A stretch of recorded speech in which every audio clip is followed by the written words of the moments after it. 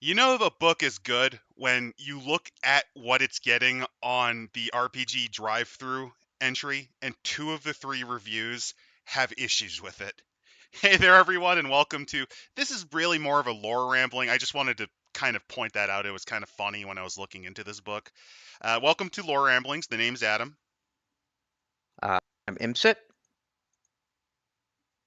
and our last guy. He's And painting. I'm Tech Priest. He's painting. Don't No, I worry. was painting. No, I'm just finishing cleaning up like the paint stuff I've got. But this is a really interesting book.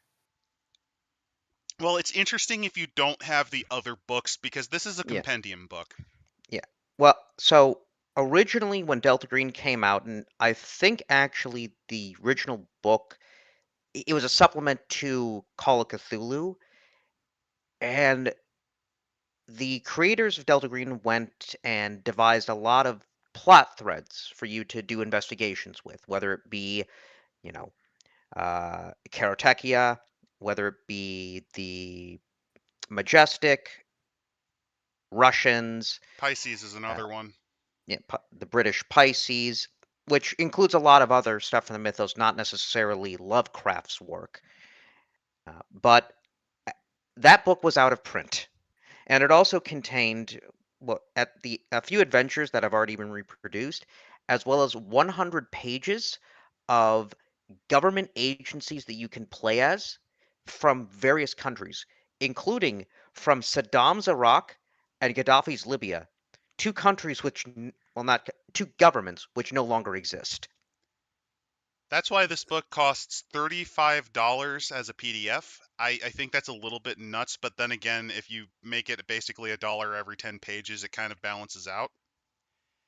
I don't know, there's just something about it. I will also say one of the reviews specifically complained about the file size, and a lot of that is just mainly formatting. This thing has, from what I understand, it has PNGs in it as well as JPEGs, and sometimes they double up, like one is hidden under the other if you break it apart.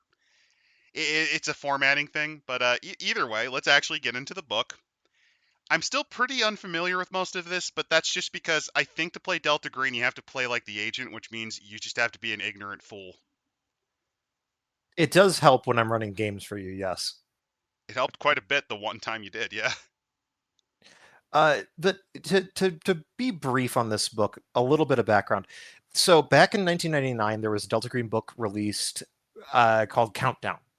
Countdown is arguably where Delta Green starts to really define itself as further than just a Call of Cthulhu splinter. Because this is where it introduces its take on Hastur. This is where it introduces a lot of other takes on the mythos that it has. And it is the last like full Delta Green book released for almost a decade. The next one is more of like was more published in like small chunks across magazines and then compiled later on. Uh, Countdown is a very interesting book. We did count down. We did what I think is now called Countdown. I think October Yeah, last we year. did it a while back, so technically this is almost retreading material that we've already read, but not really. No, I don't think we did a countdown. You're talking about the conspiracy, which is a reprint Conspiracy. Yes. of the original book. Because, as I Ah. said before, that sort of stuff was getting your hands on an actual physical copy of one of those is really fucking hard.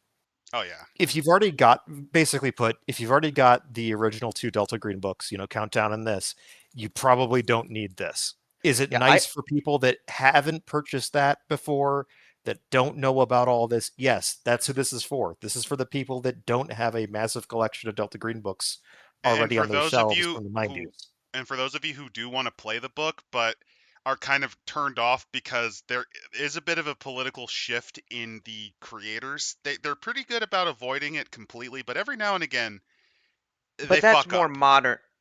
Eh, they got their It's more personal modern, biases. but there's people who don't want to deal with that shit. So if you don't want to, that's what these 2 books are for. Then again, I do point out you are playing as government agents in a deep state conspiracy trying to commit acts of terrorism to defend the United States. politics is gonna happen in this. Yes and no, because It's this the also way. disbarred. Remember, this conspiracy was broken apart officially and then brought back. It was, and then it became undisbarred, aside from the groups that are still basically hiding out, going, "You will never get me, taxman." But like in general, But Delta Green. I can understand people having hot button issues like dealing with ice. Well, in That Yes, is fairness, that they are splat not was pretty flat. fucking bad. uh, no, but No. Like we're not going to go into God's Teeth here. God's Teeth is a good adventure. I highly recommend you read it at least for yourself. I can understand, I especially can understand why it would turn you off. Yes. It because at can be the a turn end off if you don't the have those beliefs. the guy did do a bit of a diatribe of that. Basically, the Well, entire book was him trying to. deal with some of his own actual Hey, issues. remember when you guys crashed out about Lancer for that one page, even though the rest of the book was Yep, fine? I oh Oh, you so guys were the ones that crashed out. I yes, was just I sort of can. like, No, whatever. I And yeah, wasn't. I just wanted to show that off so that, buyer beware. That's what I I think think that God's Teeth I also will counts defend it. as. The difference is that was no, that was still editorial, wasn't it? It was That was effectively entirely editorial. editorial in Okay, Lancer. then yeah, I've got no right to complain about it. I just wanted to give a bit of a heads up for those of you who are That, not a but fan of that yes, sort of shit. God's Teeth is still that I like then again, pretty good. Hilariously, God's Teeth is actually more on yeah, point because of how they're prone to just shooting first and asking questions later. yeah. That then again, if you wanted to play as ICE agents actually arresting uh, That's illegal actually immigrants that were doing mythos shit, that's actually perfectly allowable. I'm actually envisioning an adventure. I don't think they'd ever do it because it would put them in a good light, but imagine you're like a bumbling idiot ICE agent and you accidentally commit brutality on a chocho. Oh, And you literally only got saved because the government, well, not the government, but the Delta Green clearance guys said, "Look, you're a fucking idiot and we're going to have to train you. But congratulations, this is the one time you've shot an illegal immigrant and did it for good things." Wait, what? You didn't actually fuck up. You did it. You get your gold star. I think that at least the difference to me, like with Delta Green, is that you can kind of nudge on those topics a bit more than, let's say, in Call of Cthulhu. There's a bit more of a realism. Well, also, just straight up, Delta Green allows for diversity better than Call of Cthulhu. If you focus on, if you, Classic Call of Cthulhu. yeah, Like that's the difference. Like if you're focusing on like older editions of Call of Cthulhu which is in the and New running it in the England. 20s, It's and in the New England area it's in specifically. New England, it's in England, it's in Like, wherever, unless you're then in yeah, Bridgeport, you're not gonna really find any non-WASP people there. Maybe Italians, maybe Italians and Irishmen. That's your you diversity. forgot Boston. Baston. I mean, you're Irishmen and Italians. That's Baston. But outside You're of gonna that, yeah, get you're not. I mean, I took it at Irishman, but Italians? Ugh. that's where I draw the line. Well, little known is before Lovecraft died, he actually was working on his magnum opus, The Scary Italian, where he actually had to team up with a shard of Azathoth to stop a pizzeria from opening up. I don't know why he wrote this. That's a Call of Cthulhu operation. That's 100% a Call of Cthulhu game. Well, no, a Delta Green. We're gonna Rico this pizza joint because it's actually a cultist It's a dimensional front for a warp. cult, yeah. But Now, back onto this book, back onto this book. This book is the first one that goes and it takes a look outside of the country. which it turns out, I mean, Lovecraft was instrumental in horror, He was. and Yes, people around the world. I mean, there's an Indian movie based on the writings of an Indian author in not in Hindi, and it's in a specific Marathi. Marathi in a specific state. A whole group of like folk horror that involves cosmic mythos shit. There's Russian, there's the Japanese, although well, they kind of have their own take, but especially the UK. I believe it was Clark Ashton Smith He was a who made forerunner who Clark Ashton Smith was a contemporary and somewhat of a forerunner. He did a variety of stories, surprisingly more about the American, from what I understand. But yeah, he was instrumental. but you have things like Galaki, Yigloak, um, the a lot of more like English. It was fiction set in England, Hmm. Yes, English and adjacent. yeah, But no, straight up, he was influential around the world, and it kind of makes sense if you're going to cover the mythos. You had to get out of Lovecraft country, which is, for those of you who are not aware, it is the western half of Massachusetts. It is the northern New Hampshire, Vermont, and Maine, which is also no, where Stephen King country is. no, I don't think it's. I think King took Maine. I mean, King Yeah, made Maine Maine his.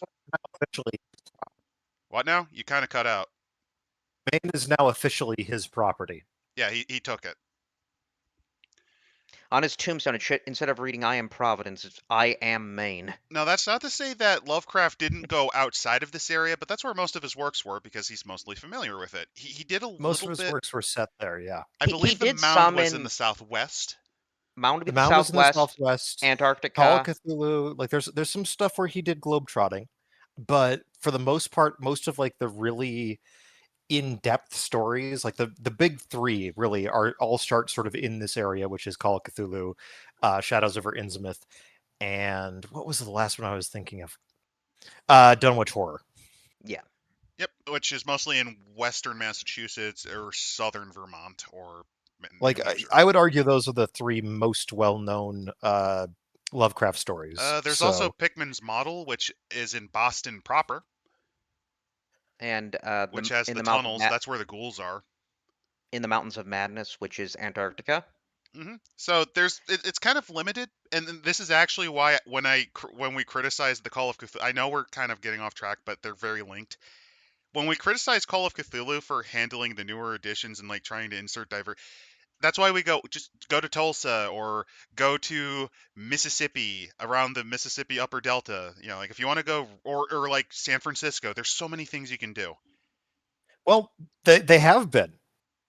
That's one of the things about it. They have been. But the problem is they keep fucking up the older modules by trying to do it there too. I want to stress that one of the modules, and I want to run this for you guys for the pulp campaigns, starts out in goddamn the Chaco region during the Chaco War.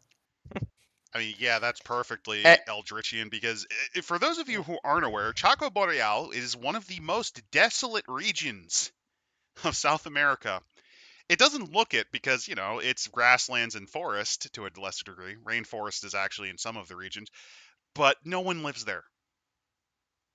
No one really lives there. It's only been relatively recent people have settled, as in like the 1930s. You are severed away.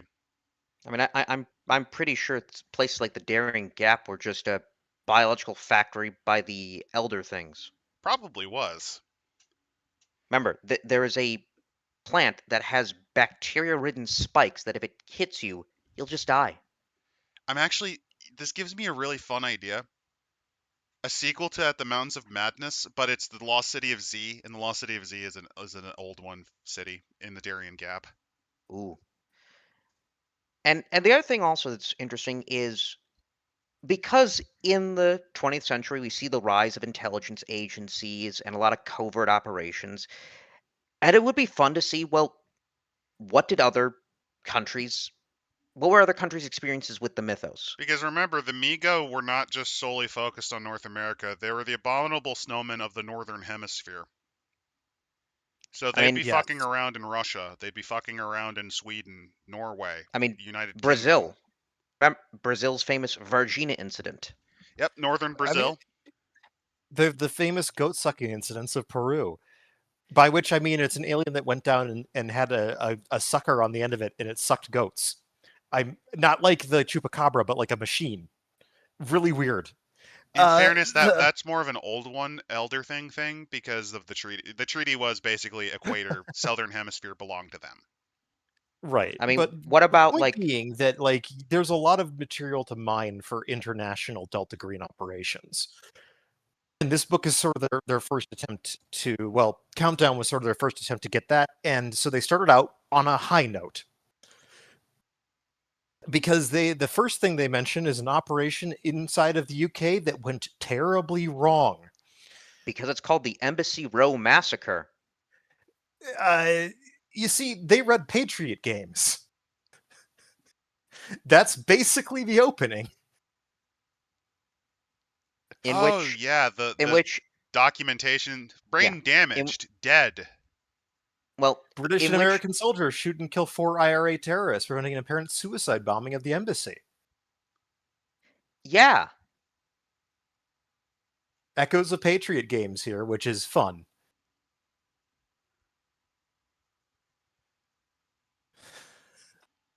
And then we get to start with one of the most interesting uh, expanded universe of Lovecraftian horrors.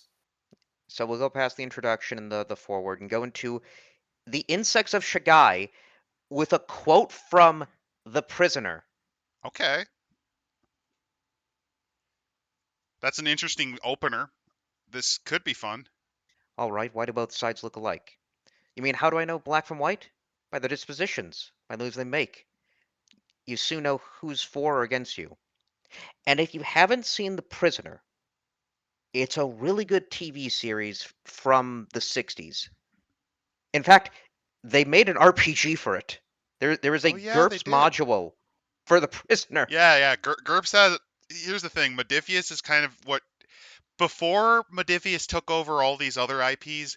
GURPS was the one where you could get some weird fucking IPs, and that includes stuff like The Prisoner. It's a And shame that because of how it operates, no one wants to play it unless there are no other options. Usually, and that sets the scene for what the UK experience is, because it's a lot of espionage, spy games, who can you trust, and it's all brought to you by a bunch of insects. which actually kind of reminds me. So, how familiar are you with the Next Generation seasons and episodes? If you tell me what the episode is, I might Have you ever seen the understand. episode Conspiracy? Maybe. What's the theme?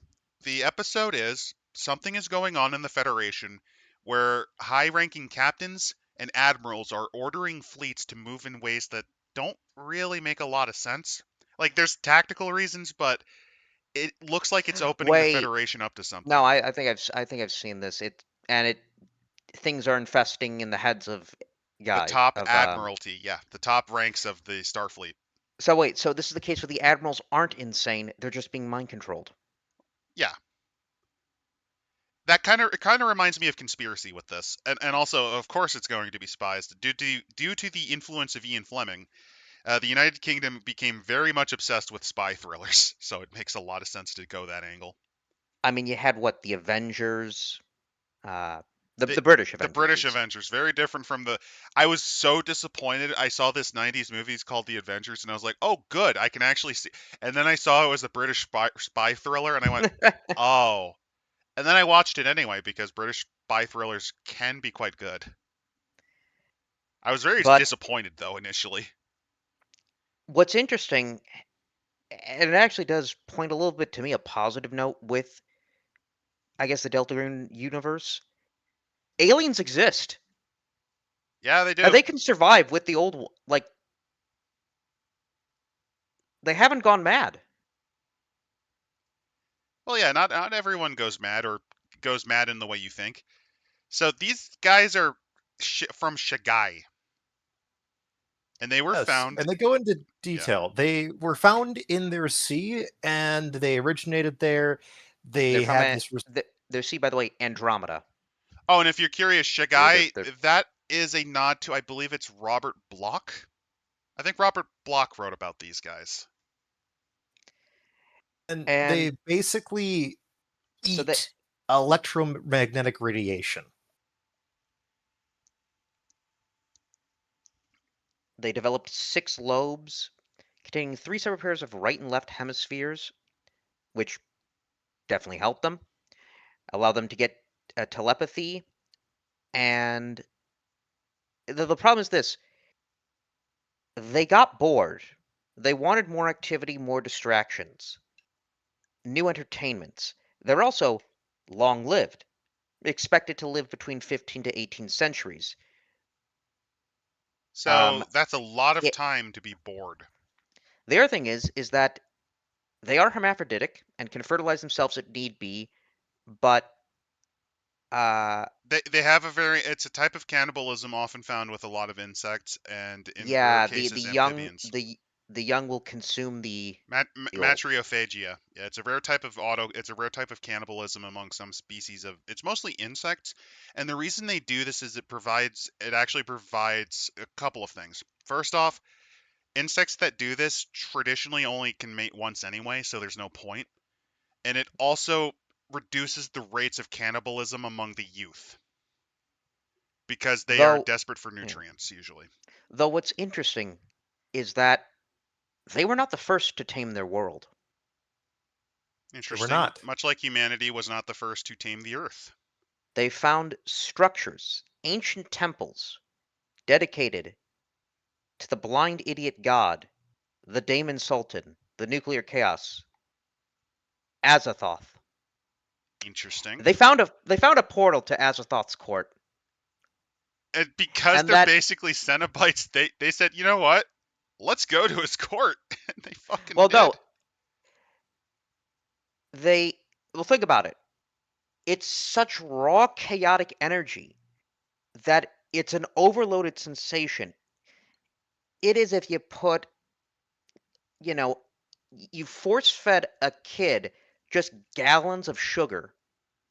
Just imagine the sensational high you get out of being something that is so structureless.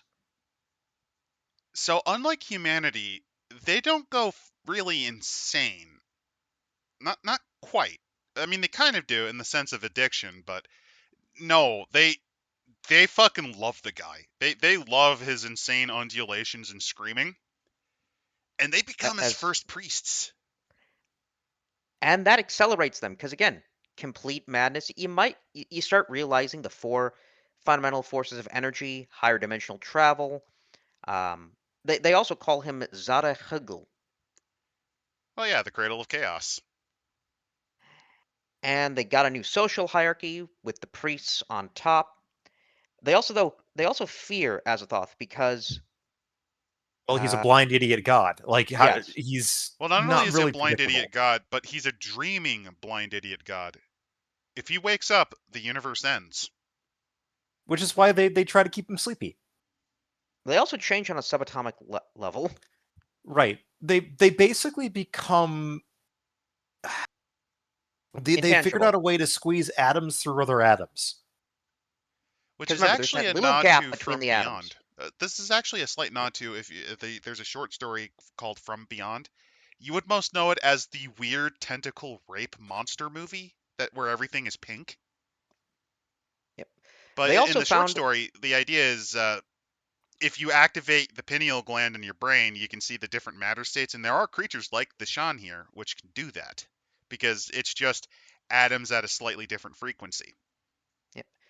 They also found that those temples, those are spaceships. Yep. I could believe it, They then immediately conquered a bunch of other systems and enslaved the people there. as you do. I mean, wait a minute. They I could also I don't they know if they Robert Bloch wrote these guys exactly. I'd have to double check. I haven't actually read his, but I mostly have read Lovecraft and a couple of others.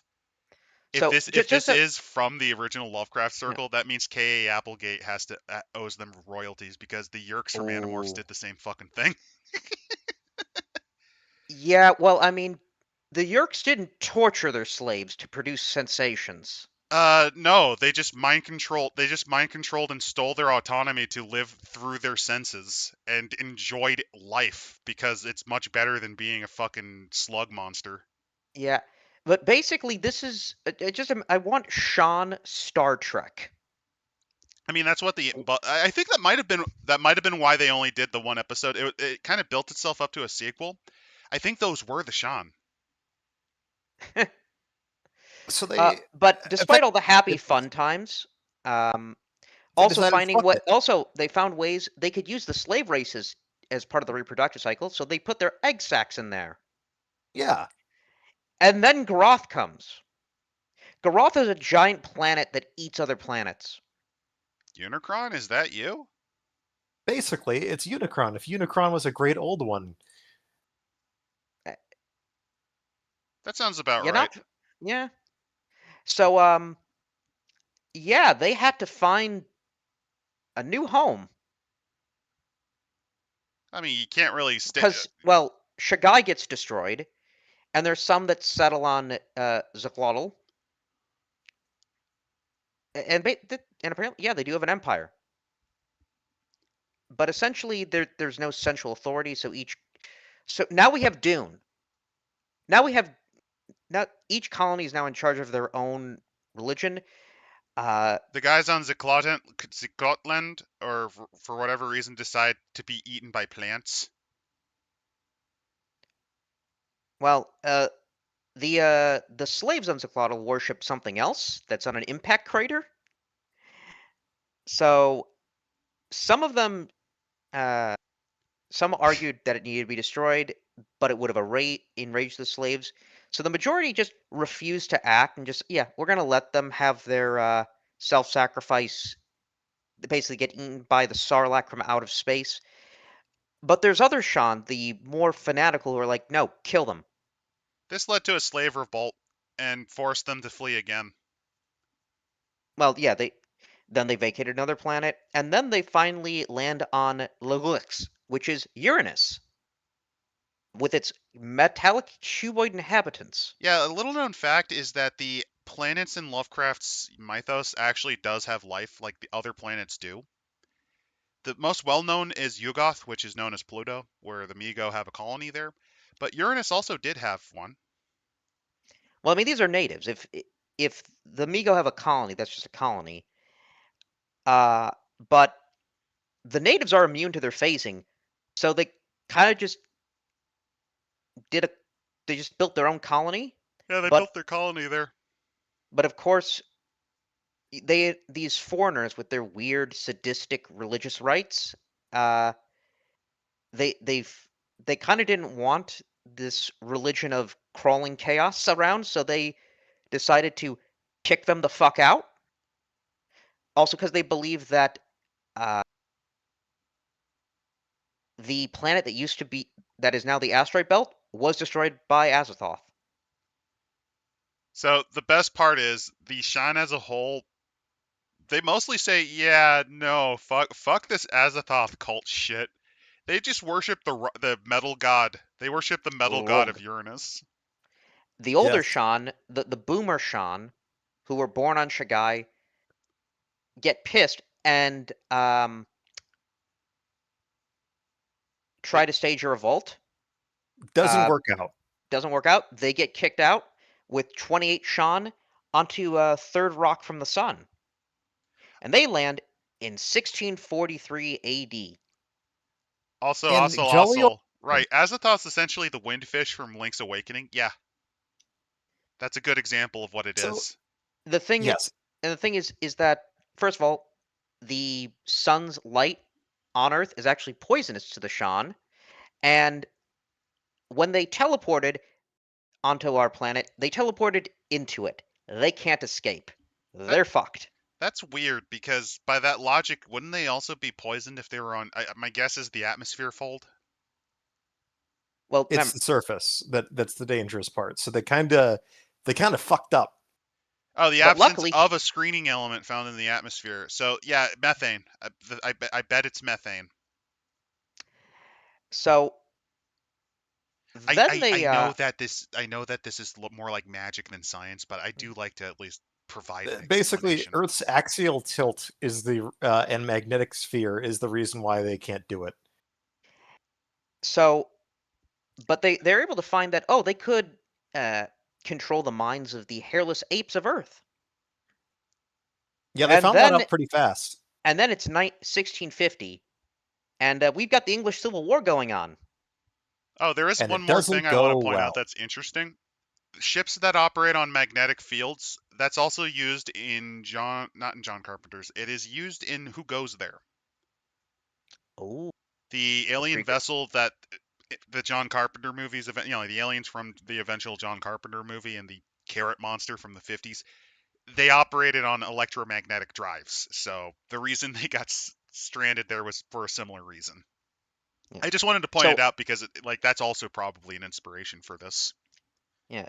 So unfortunately, the Shan's plans to convert and control humanity turn them to the worship of Azathoth and summon Azathoth to lay waste on the solar system and blow up the blow up the planet of Lagux.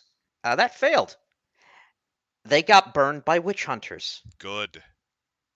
The Witch Hunter It General got him.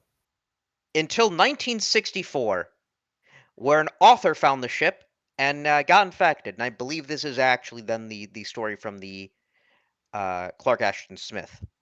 That's Clark Ashton Smith story. And then Pisces raids.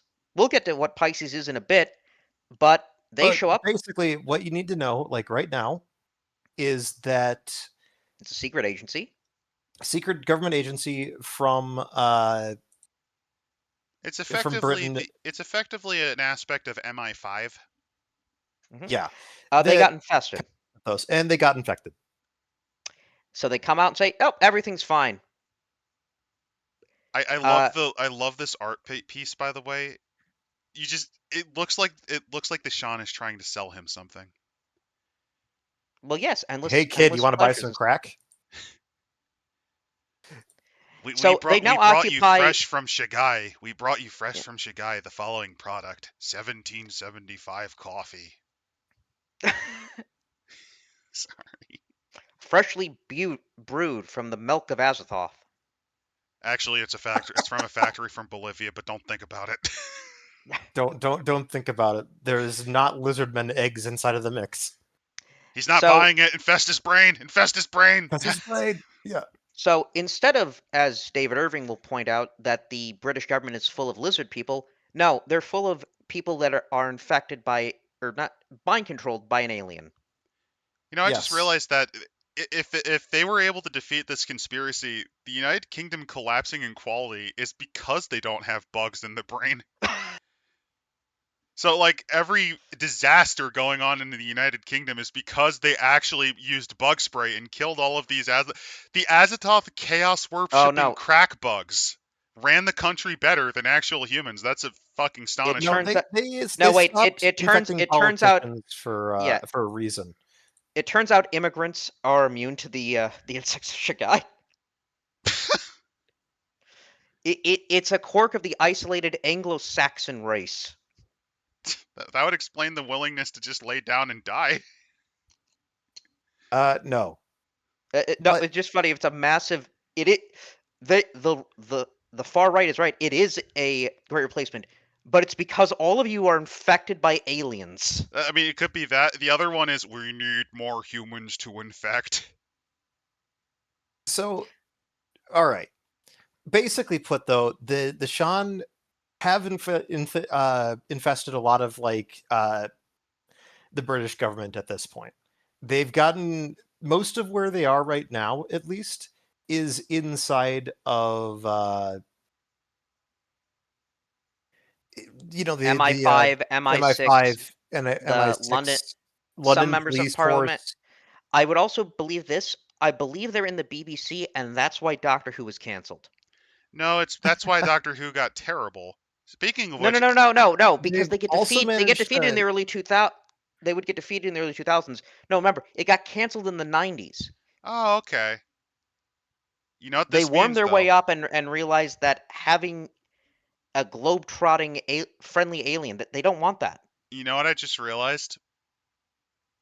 If you really wanted to, like, if you're a demented person and want to, because you're still angry about Maggie Thatcher ruining your life, Yeah. you could run a Delta Green campaign where the shattered remains of Pisces that wasn't infected, like the unofficial ones, they were able to escape. You get to do what you wanted to do all those years ago when she broke down your coal mine. Why not? I mean, it's around that time. You could have it be that her successor, which is the same, bug monster Yeah. possessing John Major, you could have him. You could help him lose. Also, don't forget that they also brought that the Sean brought the Zechlotl, Yeah, they brought the temple ship s- with them. 20 feet tall, numerous limbed, abominable creatures that could be mistaken for trees at a distance. They breed like rabbits, though. Oh, that's fantastic. That's great. However, they're any particularly bright or gifted Zechlotl is immediately sacrificed to Azathoth. I also just like that. That's just a way if you wanted to just throw Triffids at your party. Just here you go. That's there. Holy shit, you're right. It's fucking Triffids. Yeah, that's what I was thinking when you described them. I didn't even realize. The other thing that they have, so they can use humans of any sex as hosts for the Sean egg sacs, but they kind of want to keep them. They're incubating them in the Cervern aerospace because they're very much focused on using the European Space Agency to free their temple ship. Yeah, I could see that. The other thing is, again, you have now a generational divide. 26 Sean have survived from Shagai and all the other planets. Well, two of them had to sacrifice themselves to breed the rest of them. Yep. The inferior class are those born, and the youngers are doing the grunt work, which involves occupying human hosts that are useful to the elders' plans. The youngers, though, have more contact, and they really enjoy our pleasures sensual, narcotic. They basically put, they like being inside human bodies and getting fucked up. Like Honestly, I'd have to that is think their plan. one of them just got involved in miniature wargaming. I gotta paint. One of them I is gotta paint. one of them is in charge of a small British model company. No, not in charge. Hear me out. They're the ones that designed the Tyranids based on some of the slave races that they've heard about in the past. Like the Tyranids are actually their attempt. Or either that, or they self-inserted themselves as what are they called? The Vespids, the wasp people that the Oh, Tau have. yeah. There you go. That's I them. mean, sure. There's also, of course, the giant cube thing. It's a slave priest that you've also got hanging around there No, they're not that tall. on the temple ship.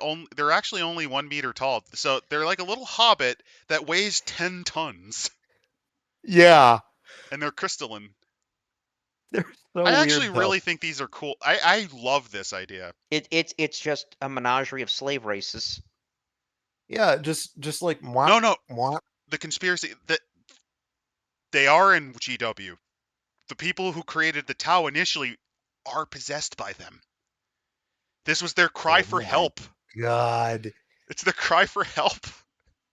They've Once also again, infiltrated a British aerospace company or trying to build a new temple ship to somehow get off the planet.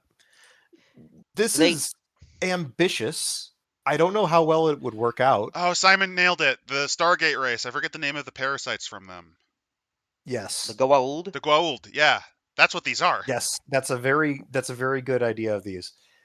Uh in general though, there's also some plans among the Earthborn ones who are sort of like, yeah, let's just ship all the old ones away. Is it? I kind of like these guys a lot because I feel like I you could definitely you could go more menacing, but I'm thinking more of a Men in Black vibe where it's like, okay, imagine you're going to the nightclub. It's like, why the bloody hell are we in the East End? No, you'll figure it out, man. You'll figure it out. Hey, can we meet Artyom?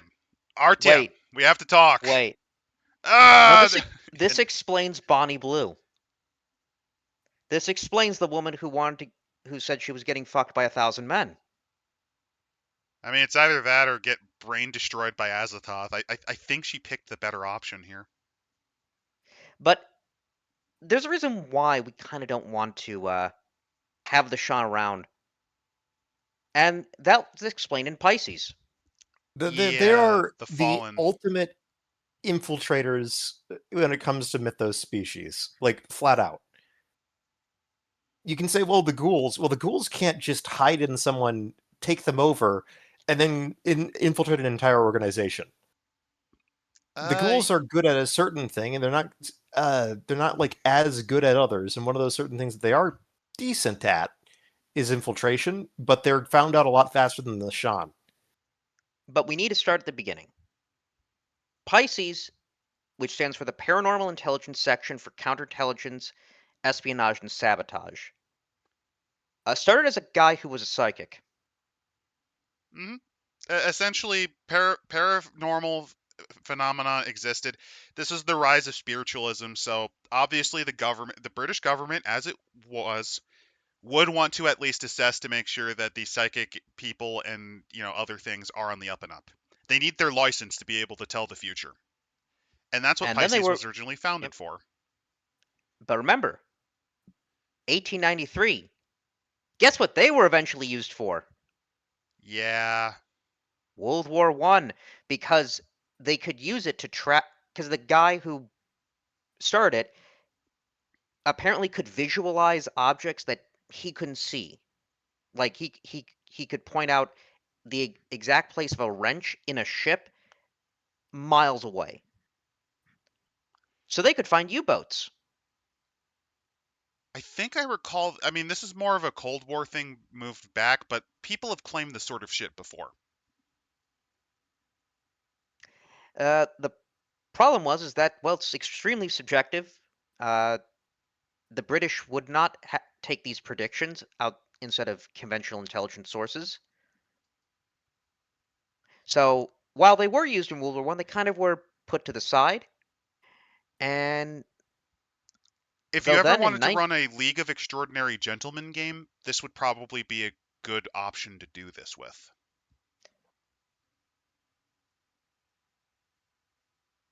Because that's the right time period, and also 1890s is around the time of the Whitechapel murders, so that's another reason it probably found.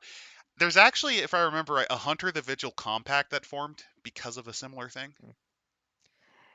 but then in 1925, one of the commanders for that organization began having strange dreams, Ah, as well as prophecy.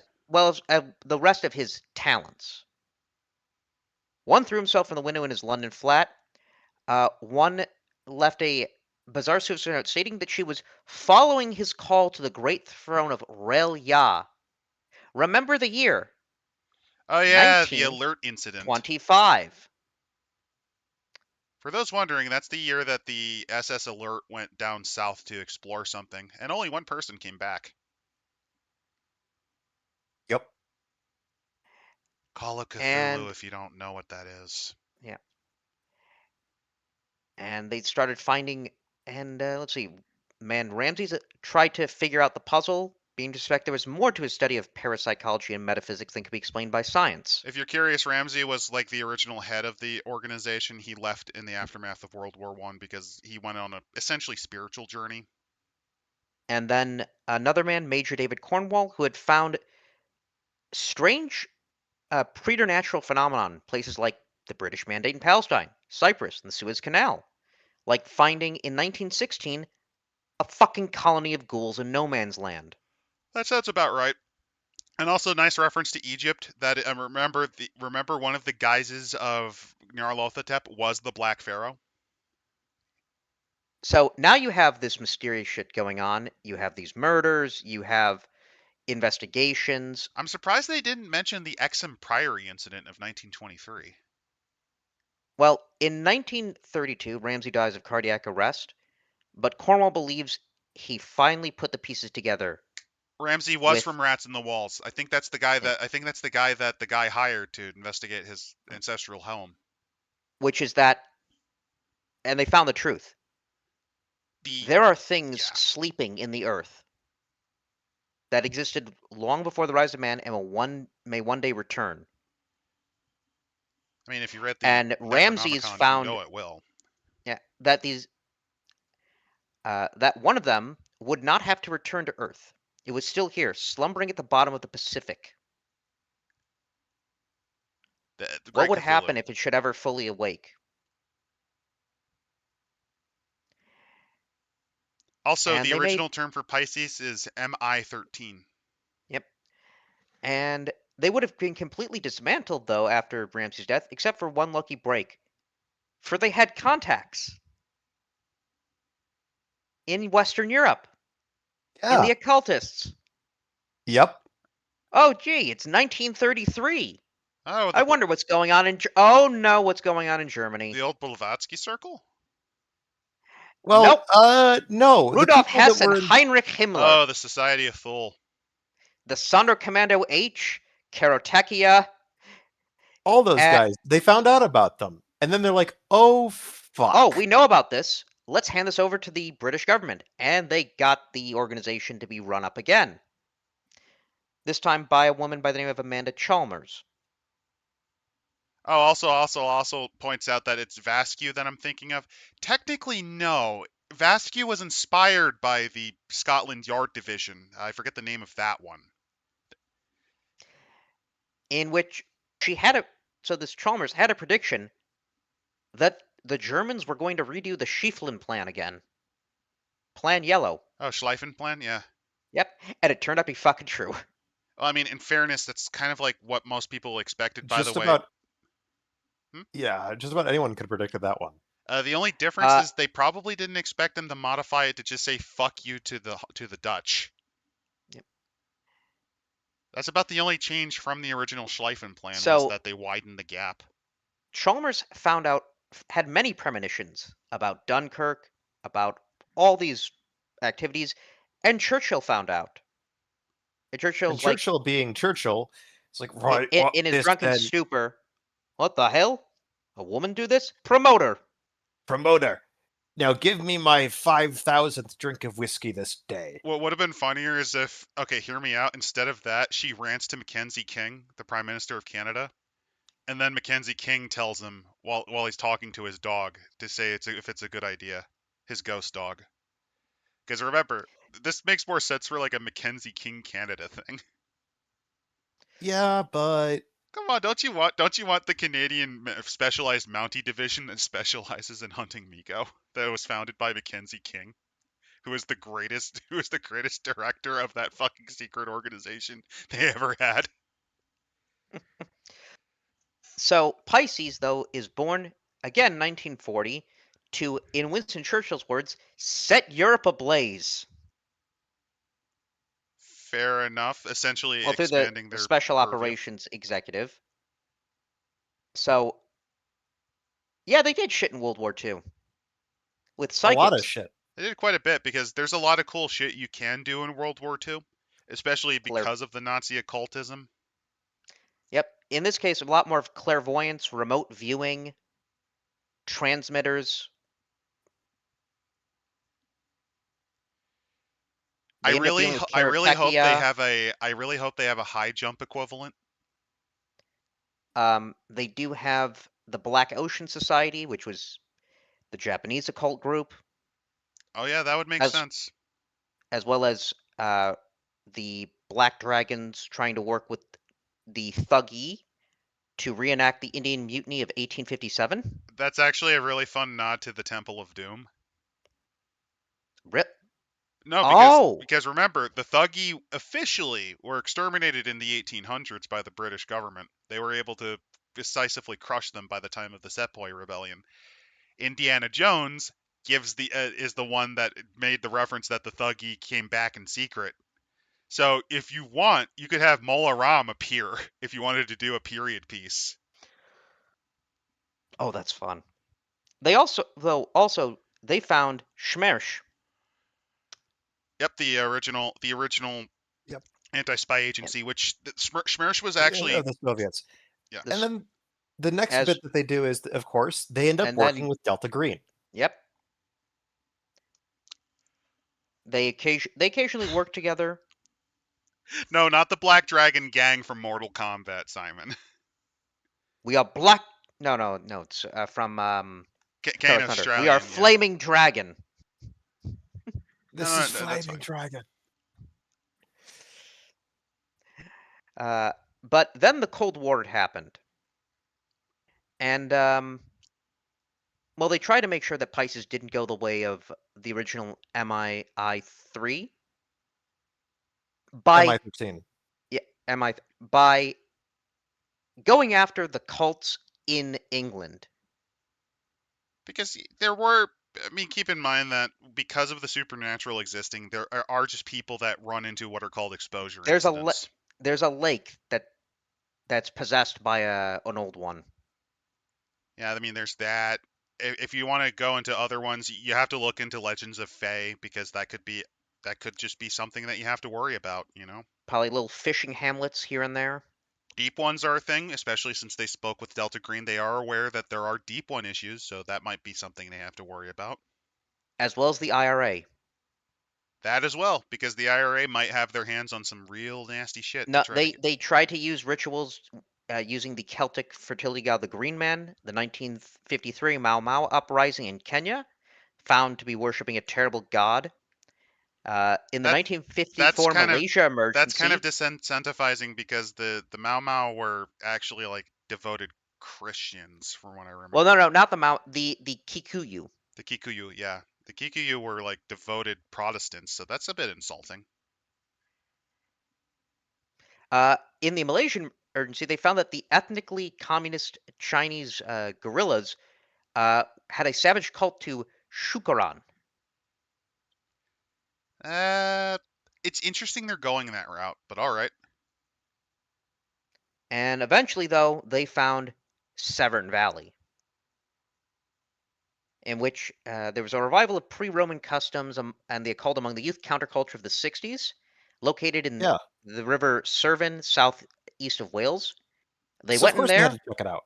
Yep, they went in there And they got with hit by the insects from Shigai. yeah. They used Gurkhas. Gurkhas were used because it was assumed they would have less compunction about shooting English civilians, because their limited English meant less chance of leaks, and because their officers assumed the Nepalis were less likely to balk at the idea of supernatural forces. Ah, the racism of the British. This was not uncommon. You No. could For the tell that British. this was one of the older books compiled because there's no fucking way half of this would have been written again. No, the Oh the no. British really did act like that. I'm Yes, they I'm not did. even joking. I'm just pointing out that I don't think that the writers would have gone that route if this was written Oh, any of course time they would. later. No, of course they would. Oh yeah, it's a conservative government. Of course they would at the time. What? No, 60s was it? No, this would have been a Oh yeah, it would be Wilson, wouldn't it? the. Well, no, it's just the snootiness of the British elite. But yeah, they found the insects along with some of the books like the Revelations of Galaki and Insects 1M. Oh, and also because they don't understand Nepalese, the Gurkhas that got infected, well, they're fine. They're just doing their normal brown god thing, right? That's normal. They're praying to Azathoth. That's normal. Righto, let's have tea since we don't give a shite for what they think. And they have a little note here about how Pisces could exist. Well, apparently, well, Britain's a fucked up country because the official Secrets Act of 1889 legalized the British government's right to keep information from the public. Yeah, Freedom of Yes. Information Act? What the fuck is that? the entire thing And about the British society is that it could easily become a dictatorship simply because it took centuries of effectively benign ignorance of law. Maggie Thatcher damaged it. Tony Blair broke it beyond all fucking repair. So, yeah, Listen, if the there is a government reason felt like essentially jackbooting and going full 1984, they there's could. nothing that could fucking stop you. And that's something that the UK is only starting to fucking realize. Also, NDR, are the deep ones a global problem? Yes, Yes. they were. Delta Green stopped that. Because think about it. Well, no, they It's didn't the stop. They ocean. slowed them down quite a bit. It's the ocean, man. They struggled and destroyed the ones at Black Devil Reef. They continued to go to. If you're curious, a lot of the submarine. I wouldn't be surprised if the M14 torpedoes were called faulty specifically because they had to keep using ones to just detonate on fucking deep ones. Like there was a So, hell of a sub campaign in the 40s to take them out. yeah. So then Pisces goes on and interacts with a bunch of the other books by Clark Ashton Smith. The raid in 1974 on the store of American Books Bought and Sold in Lower Britchester, in which Wilbur Bromley, actually an avatar of Ignolk, was taken and imprisoned on Hirta, their island prison. The old Varsity Theater also had a cult, which was another Ashton Smith element. Yep. Tried to drain Brister Lake And this is because where you that's could where tell that Galaki is. this is essentially where you knew that Pisces was pretty much rotten from within at this point. No, this was to handle This was to handle Oh, the old one? yeah, because they found several dozen corpses at the bottom of a lake that was formed from a meteor impact.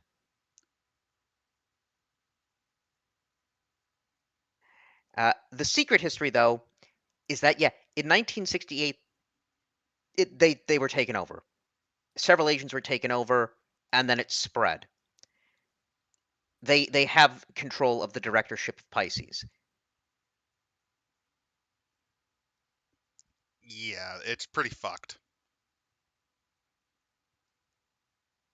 Also, the other thing is they rigged it so that the Shan-infested agents tended to do better because the ones that weren't were sent on more difficult or suicide missions. They control about 10% of the personnel at this point. They control the arm that handles recruitment and training.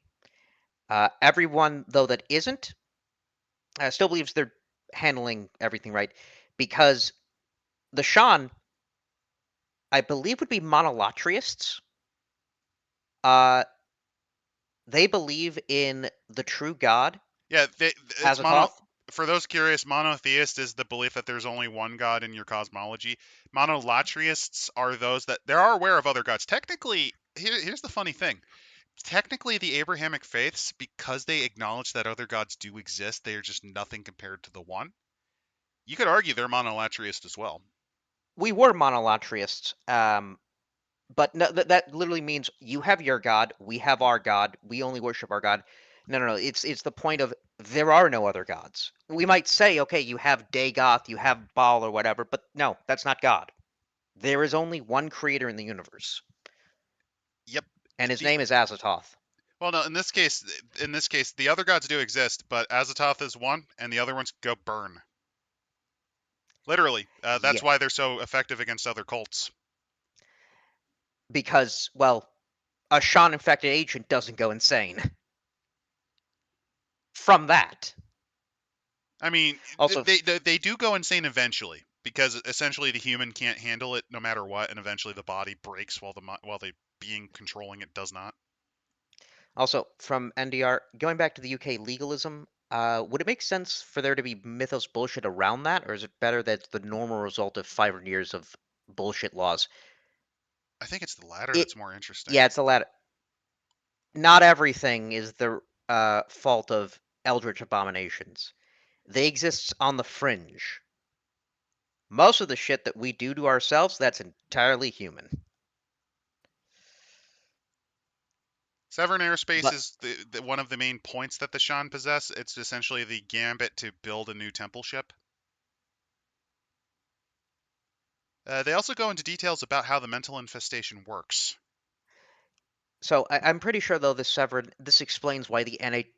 Oh yeah, wait, the company purchased at the core of its facilities equipment from the Ministry of Defense at a pence on the pound during a Thatcher era privatization drive. So this is shitting on Thatcher, but I can't No, that really. makes sense. No, That that I'm going to rebut this because it wasn't Thatcher alone. The United Kingdom rapidly shifted all of its stuff into state industries, and was those companies were about to go fucking under anyway. In fact, it still, wasn't if it wasn't for the Falklands War. Did you know that the United Kingdom wouldn't even have a navy anymore, really? heh, It literally was getting cut. It actually got its budget cut as the Falklands were invaded. And it wasn't purely just because of the conservatives. It's because they couldn't afford the fucking military and the benefits. Because the entire interesting thing is it's propping up their social net, but also because their industry was just melting into shit because they did the worst of privatization and then they also did the worst of turning it into a public state industry. it just fucked them. It fucked them. They fucked themselves over decades, and they are just now Yep. paying the price at that point. But yeah, straight up, they probably bought from British Aerospace and just kind of sliced it off, and now they're building it into a cult. Sorry, I got into a random. Yeah, The UK self-immolation is fascinating to look through. because they got us so much good stuff. Well, Warhammer, to say there's a saying I once heard from a person from Judge the United Dredd. Kingdom, and the saying Actually, no, I is think the it's British are the first to invent something, but because they invented it, they are also the worst at that thing because they didn't learn all the other rules the other societies invented. They were the let's see. first to invent trams, they were the first to invent subways, and they were the biggest shites at running it because they were the first. First to invent the internet. Fucked it up. First to invent buggery. Fucked it up. Why do you think it took so long for them to decriminalize homosexuality? Uh, First to invent hating the Irish. No, in fairness, that's one of the few things they're actually good at. They also invented football, and they suck at that too. Yep. Suffer. They invented rugby. That's one of the few they're kind of okay at. They invented billiards. Not even they're good at that. Did they invent colonize? No, they didn't invent colonization. No, No, they just got really good at it. That was so. Yeah, that was a, that's one of the few times that they did not invent something. They invented healthcare, The and that's Office. They they invented invented The the office, Office. and that was also bad. They invented healthcare. They were the first to have a nationalized healthcare. That fucked up. Other They countries invented. learned from their Well, mistakes. wait. They invented tabletop wargaming, but we perfected it and then brought it back to them. Suffer. Civil, English Civil Wars. Yeah, they invented the first English speaking civil war, and it was kind of shite. So Well, remember we also have that video blaming a lot of the they decided they were the first to develop the idea of a two-state solution. oh yeah, they were And they obsessed put with it two-state anything. everywhere. For those curious, one of our videos is just a shit post about all the things the British split in half because they had like this King Solomon compulsion when handling anything resolving a crisis, where they just cut it in half. So, Well, actually, but speaking of which, they're still obsessed with it because remember, the conservative government vowed to cut all poor people in half. Mhm. They were going to cut they were going to cut they were going to cut homelessness in half. The homeless in half.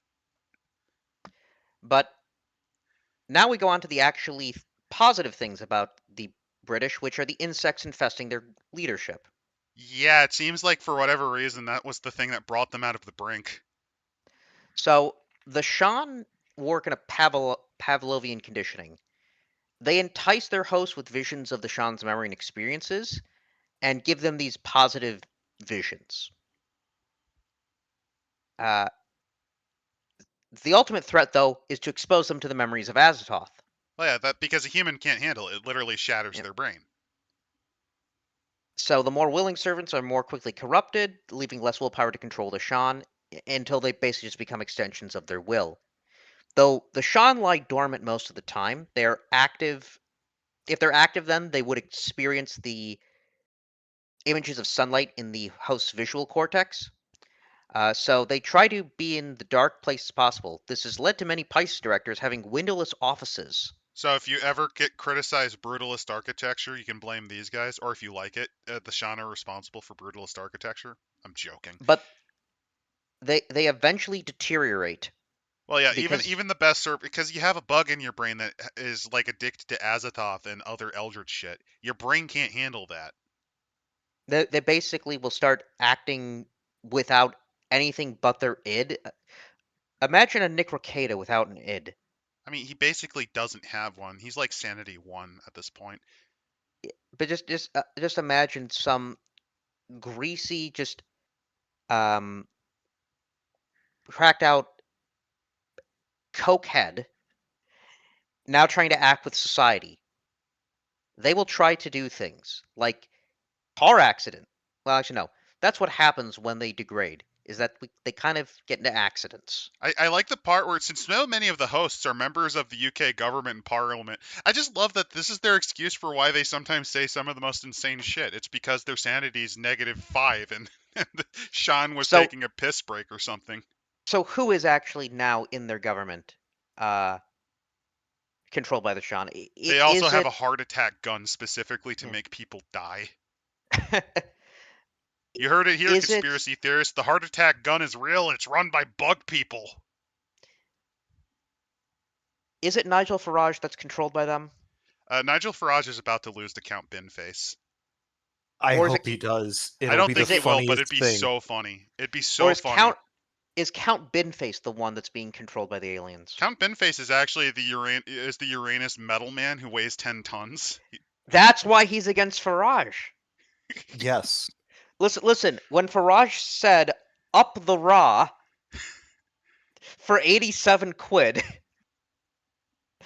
that was under the influence of the Shah. That explains the crypto thing. That explains why he decided to get YouTubers into his political party. Yeah, I mean, he's been at -0. He's been at -100 sand for like years. He's been possessed since the 80s, I think. I'm sorry, but his brain's cooked. But yes, Pisces has a lot of shit going on with it. It is And I pretty do much mean a lot of fucked. shit. And they actually do give us a nice map in London of where they would be. Also, yes, Various this is a real map locations. of London. There's a reason why London cabbie drivers are some of the most accomplished masters at memorizing shit. Navigating London is an eternal nightmare. This is what happens when you develop your city before centralized planning. This is what happens when a city lasts for a couple thousand years because this was a settlement since before the Romans. Yep. The further along with Oh, that, they though, got you also they got the newspaper wrong. It's not the Guardian, it's the Groniad because they can't even spell their own fucking newspaper. No, seriously, a running gag with the Guardian is they are notoriously bad at typesetting and spelling. At one point, yep. they actually released an entire sheet of papers where it was spelled Groniad.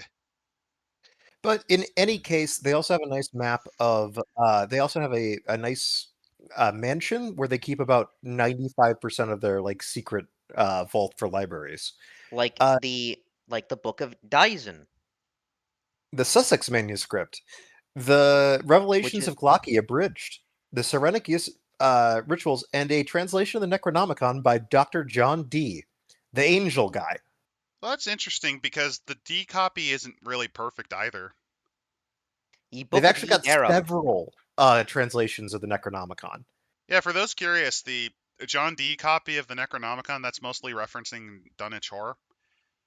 It is not a perfect translation, even if the copy was in good condition. They also have a secret facility, Magonia, Yes. There it is. where they handle specimens that might even Uh, appear fully human. Now, one of the things about this is that it's on Herda Island, which is out in the St. Kilda archipelago. The reason why is it's an extremely remote part of the United Kingdom. Nowadays, it's people are more interested in it because, well, there's a bunch a- of weird ass like wildlife there, from like feral sheep to rare birds. Oh yeah, because what happened was it was effectively abandoned. Like it had brief Viking settlements, small amounts And of then people people. left it because fuck living there. There's nothing there. It's cold. The climate's bad. There's no access to good provisions. Effectively, the last of the people left around the time of the First World War. But now it's being used as an experiment by Pisces. If you ever wanted an SCP It's Foundation game, actually, someone mentioned there was someone who was asking, how would I run an SCP Foundation game? This Pisces. Pisces is probably your best bet. run Uh, Pisces. Much like the British in general, when it comes to their intelligence agencies, they're a lot better organized than what was going on with, well, Yeah. Majestic or the, Well, Majestic were a cult enthralled by aliens. basically. These But guys are just possessed by they bug have monsters. yeah, they have recruiting methods. They have Psychic Research Association, the Paragon Foundation, which looks for paranormal activity in the Arctic Circle, and to the Tierra del Fuego. You know the Yes. funniest thing They about They have this? a actually do have connections to Epic. yes, they do. They also have a lot of In a lot of Australia, personnel. Like here's one of the things: Pisces isn't all compromised by the Shan. It's only I 10%, which, again, going back to the SCP it's Foundation, an influential 10%, but it's not the entire organization. and It just if I recall tends to, correctly, they were starting to figure that out. that's what the Embassy Row incident was. Partially. But they do have here though, because they are in control of the higher leadership, they do tend to have some problems. So for instance, the Countess of Cromarty, so she's a child of the Earl of Cromarty, an Before we go enthusiast into in her, the I just wanted to show off on page 45, that is a picture of the Macaulay Mbembe. Yes, I just wanted to show that. Or the Loch Ness Monster. I think it's the Macaulay Mbembe, though. but pretty much though they have again. Pisces so has a global yeah. network of From the agents, Commonwealth, because remember, it was founded yes, back when the Empire still existed. which gives you plenty of opportunities for not only having weird and wacky adventures with them, but also with how to best define your research, not your researchers, your agents in unique ways. Okay, Because Matt. this you could get guys from India, Nigeria, Belize, Jamaicans. Okay, you get a Rastafari, you get a guy who's like Steve Irwin, and then you get, and then last but not least, you have the Nigerian fast talking man. And the reason you got him is specifically because there is an ancient society that they found in northern Nigeria that is causing the Azawad revolt so they could eat the dead. It's a ghoul cabal that is weapon supplying the Azawad resistance. I mean, why not? There's also like a few other things with Pisces that they talk about how to best use them. And I So love some of this stuff. if you are playing as Delta Green, well, you're on foreign soil. You're over at Rendlesham Air Base. Hmm? Oh, That also, might be about it. sorry. And remember, if you are doing things, remember, you are a foreigner committing crimes in the country. Also, you are an employee of the U.S. government. That But they have a lot of the characters. That's the other reason. Just very yeah, quickly, they kind of they, go into who's infected, who's not. The Countess is, and she's starting to they act off, well, so they're probably I going to do like replace her. here if you play as Pisces, you slowly become aware something's amiss. Why are agents disappearing at regularity? Uh, why was their supervisor replaced? Hmm. And But the thing is, other comments like, for all intents and purposes, I am Major Smith from now on. Which is a bit disturbing. you It's are a bit weird. who is number one? Which also leads to the interesting thing what you can do as a bastard GM. Here's a fun one. One of the player characters, okay, hear me out, hear me out. Was a Sean all along. And you do that by rolling secretly, or alternatively, you do a draw straw or like something private, and then go, I'm sorry, mate, but you have a bug in your brain. You don't tell it, you can't tell anyone else. And you can do some real fun shit with that. But now also you're operating entirely on your own. No, There's no one you can you're trying to trust. get the other ones to do what you need them to, and or infest. And of course, there's also the idea of being instead from other parts of Her Majesty's government that are private investigator types. James Bond versus the insects from Shigai. Pretty much. I was actually envisioning Postman Pat. That's also a pretty good one. James Bond, Postman No, Pat. no, no.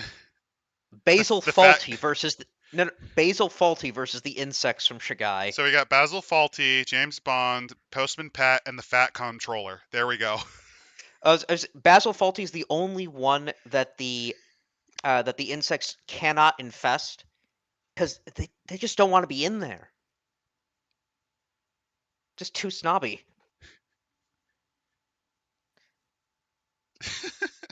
But we have here the Countess of Cromarty. Yeah, she's being controlled by the Shan High Priest.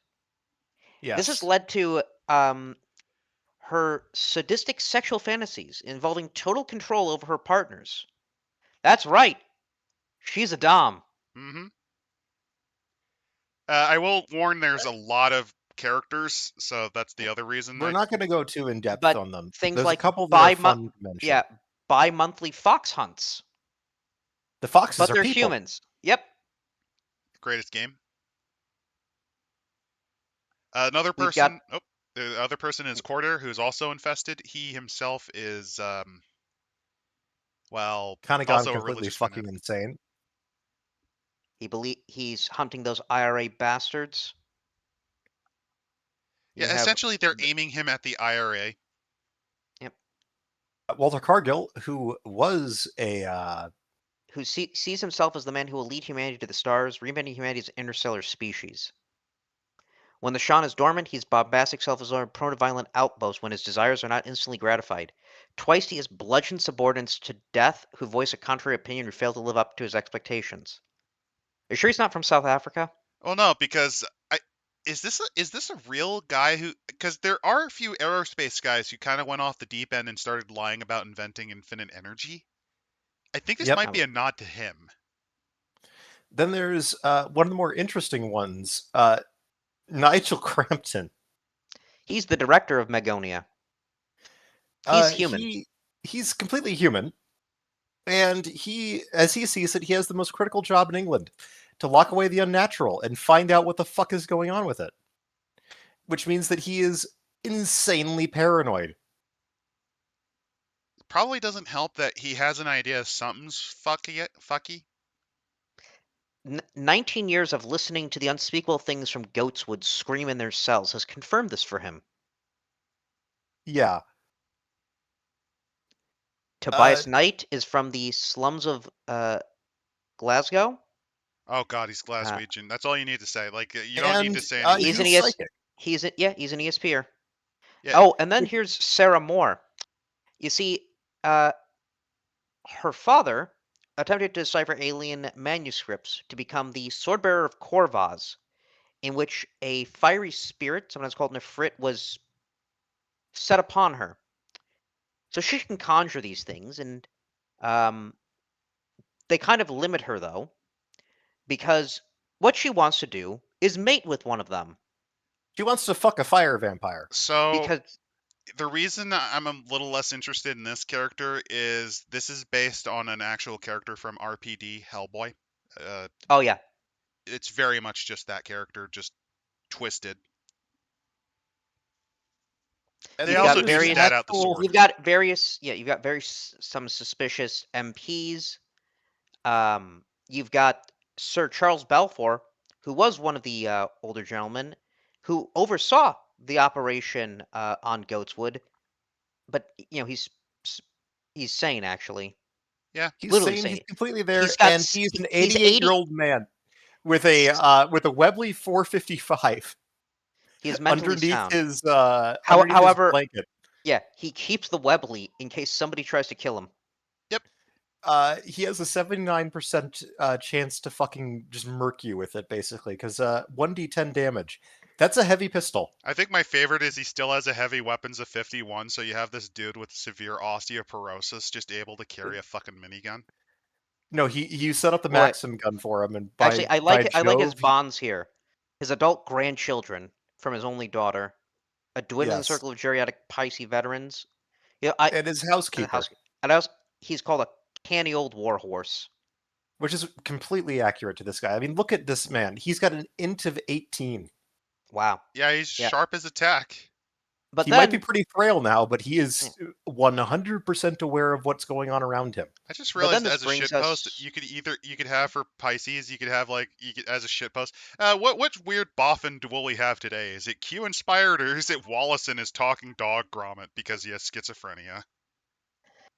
but Yep. then Then we we get have the Army of the Third the High, which, as which we all know, to properly trepan somebody infested with an insect from Shagai, at least a 50 millimeter diameter section of the skull should be removed. You see, because somebody ended up infected. and then broke out of it. Yeah. He bro- he the alien creature infested him, and then he broke into a machine shop and drilled a hole into the center of his forehead. The Shan was then touched by a ray of sunlight, and it streamed out of its brain, fleeing in a panic. And Coleman He ended up survived, though. as a John Doe in a psychiatric care ward Well, because this he guy was explained what the American. fuck happened to him. I believe this guy Yeah. was an American. Yes, he was. But now he realizes, holy fuck. There's more of them, and he managed to find some more. Others, Worse, though, he are was less lucky. Mormon. He effected the kidnapping of Richard Rowland, a 36-year-old engineer in the Ministry of Defense. Because here's the other thing. Because he had connections with the insects, he knew what the insects thought and knew the And he knew where faces. they were and who was infected. So he's been going on and rescuing various people. They've also been, for some of them, if they view them as too far gone, they'll dispose of them. Um, yeah, let's see. He kidnapped a Labour Party Minister of Parliament. Yes, he did. She ended up with schizophrenia.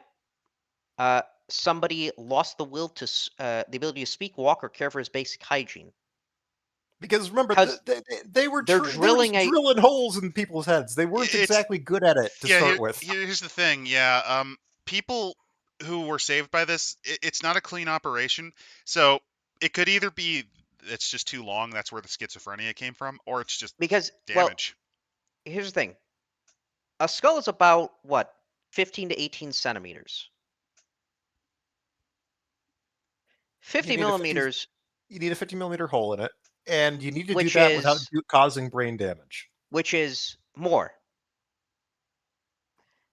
And that's why they started changing it to drilling into the back of the head, because you could get rid of more skull. That means more light to get these things out. And second, it's easier to hide. And finally, there's less risk of damage. Yes. Uh, they then tried to do what nobody should do and contact the British press. Pisces Yeah. immediately finds out about this and basically declares them as terrorists. And yeah. Sting operation. Mm-hmm. Some survived, though, led by Karen Carter. Since all of the Army's former Shan hosts are known to Pisces, their usefulness to the Army is limited. Therefore, the step is to recruit people who were not former hosts. Basically, they are trying to convince people off the street that yes, there are bugs in the heads of your local member of parliament. Is it They is do it not. bad? I'm envisioning. For those wondering, the reason I use David Dees art for for the thumbnail for this is it fits. But I'm just envisioning them having these like little crazy zines or little pamphlets with like David Dees style art, just Yes, showing like images of John 100%. Major with like bugs flying out of his mouth, like Imhotep from the Mummy. Yes, 100%. There's also they don't know how far the infiltration is.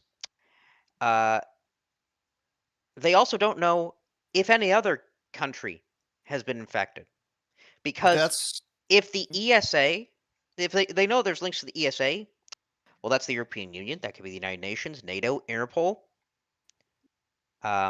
so they're trying to figure out They what to they are do. yeah they are trying to convince France that yes, the UK is under control by aliens.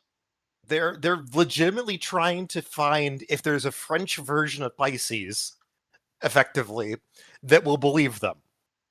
Because there is, in fact, SERPA, which is an entire government thing by the French to quantify UFO incidents and investigations. I And believe that is that a real thing? Sepra, yes, it is. SERPA, basically.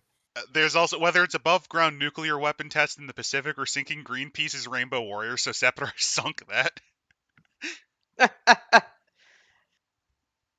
Uh, because they hope that the French will just ignore international law and just, fucking do something about it. The idea that the CIA and the British intelligence have a rocky, even hostile relationship is foundational in British conspiracy theory. And the embassy shootout has made that a much more, shall we say, obvious choice. So what they're Because doing now is that they're going to try and see if they can make contact with potentially the CIA. here's the other thing, though. the army does not know much. No, They they the know Earth quite a bit about their plans, but it's Well, they know about their plans. They don't know about Cthulhu. They don't know about the Elder Things, the Ithians, the Migo. They only know the Shan and the Zoloktek. they might have They heard of otherwise Shagai, since have most of these are not elder. Like none of them are elders. They're they Earthborn that have understand been that quiet. Azathoth is a thing, but they don't know what it is. They just think it's the god that they worship, basically. The other thing, prior hosts, can detect if there's an insect of Shagai Which nearby is a them. nice little reference to again from Beyond, because there are senses that humans had that were atrophied. It is, in the words of the the words of the inventor Tillinghast in the work. Eventually, now you might be able to understand why the cats stare at objects we don't see, or what makes dogs bark at midnight. They Effectively, also have because they're in your brain, it activates some dull sense that you had, likely from the pineal, or just because you had contact. It allows you to feel them. The other thing also is that they kind of need to make sure that they capture and kill the thing quick. yes, So Because it can do what? damage in the head. Well, it not only that, but it can go and then it can go into somebody infest else's somebody body, else. Yeah. and then so they Then have you've got to weapons. do another trepanation. Yeah, Hmm. the most popular tool though is an aerosol spray can rigged with a lighter. Most likely, they're doing that in front of a guy who just had his brain, uh, a hole Basically, drilled in his brain, it's as we see usually here. not that hot, though. It's basically just a quick fire burst. It isn't enough to actually even really burn someone or ignite something on fire, but it's enough to cause uh, it's enough to The cripple flight the Sean. response. Yeah, it's a In flight which they Yeah. response. actually do give us rules for doing trepanation. There is Yes, also a one whole thing you page of missed. rules. There is one thing you missed that's really fun. Experienced members of the army don't do this, but new members, to protect themselves, actually will wear tinfoil hats or lead-lined helmets because they think it prevents the Shan from being able to psychically teleport into their brain. Which is amazing. I just wanted to point out that they actually wear tinfoil hats. Yes. So the best part about this is that we get the list of the surviving members of the Army of the Third Eye, of which we have one that's actually very interesting because she knows how to do a trepanation. She Karen actually Carter, She's because she also was one a of the few medical doctor. survivors of the original organization. Yes. because If, she was originally kidnapped by Lee Coleman to do the surgery. Yep. yes. And she only believed because he showed her the bug that flew out of the dude's head. Basically, yes.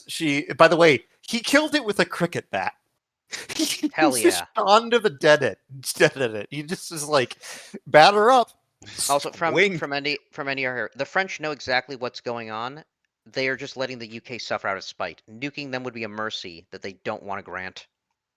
I could see I it. could believe that. I could believe Yep. that. Then we have Julia Sadler, who we did talk about, who was the MP that got the trepanation that gave her the schizophrenia. Yeah. Yep. She's not really sane. She now wanders the streets of London carrying her belongings in a rubbish sack. I mean, she has a sanity Bond, of yeah, 33, which isn't great, but which is actually better than what I thought she would have had. yeah. Her int Bonds, is only 6, though. the Lord Commander, a stray cat she adopted. Aw. She does have a handmade shank, though. She's good with it, too. 55. Let's see. Donald Clare is a psychiatrist in abnormal psychology.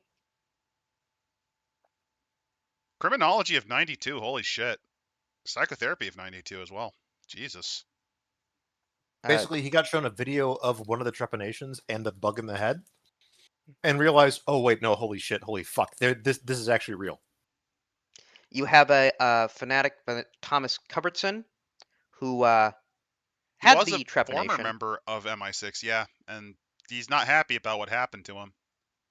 He Other is not. He was in detectives. the RAF as well, so We've got detectives that are actually on the trail of the army.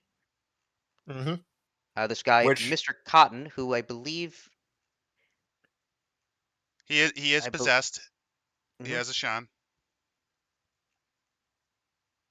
The Major was forced to watch the Shan use him as a puppet as he raped, tortured, and murdered on everything from children to household pets, and in one case, a policewoman. Yeah, there's not much left. Yeah, his sanity Yeah, is that. 0. Well, no, that's why we don't want to communicate with the Shan, because Stimulation. with children.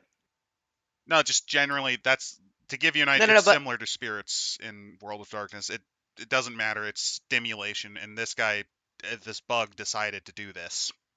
but Yep. it enjoys the sensation. Yep. But that does leave us next with GRU Spezzalani Videosta 8.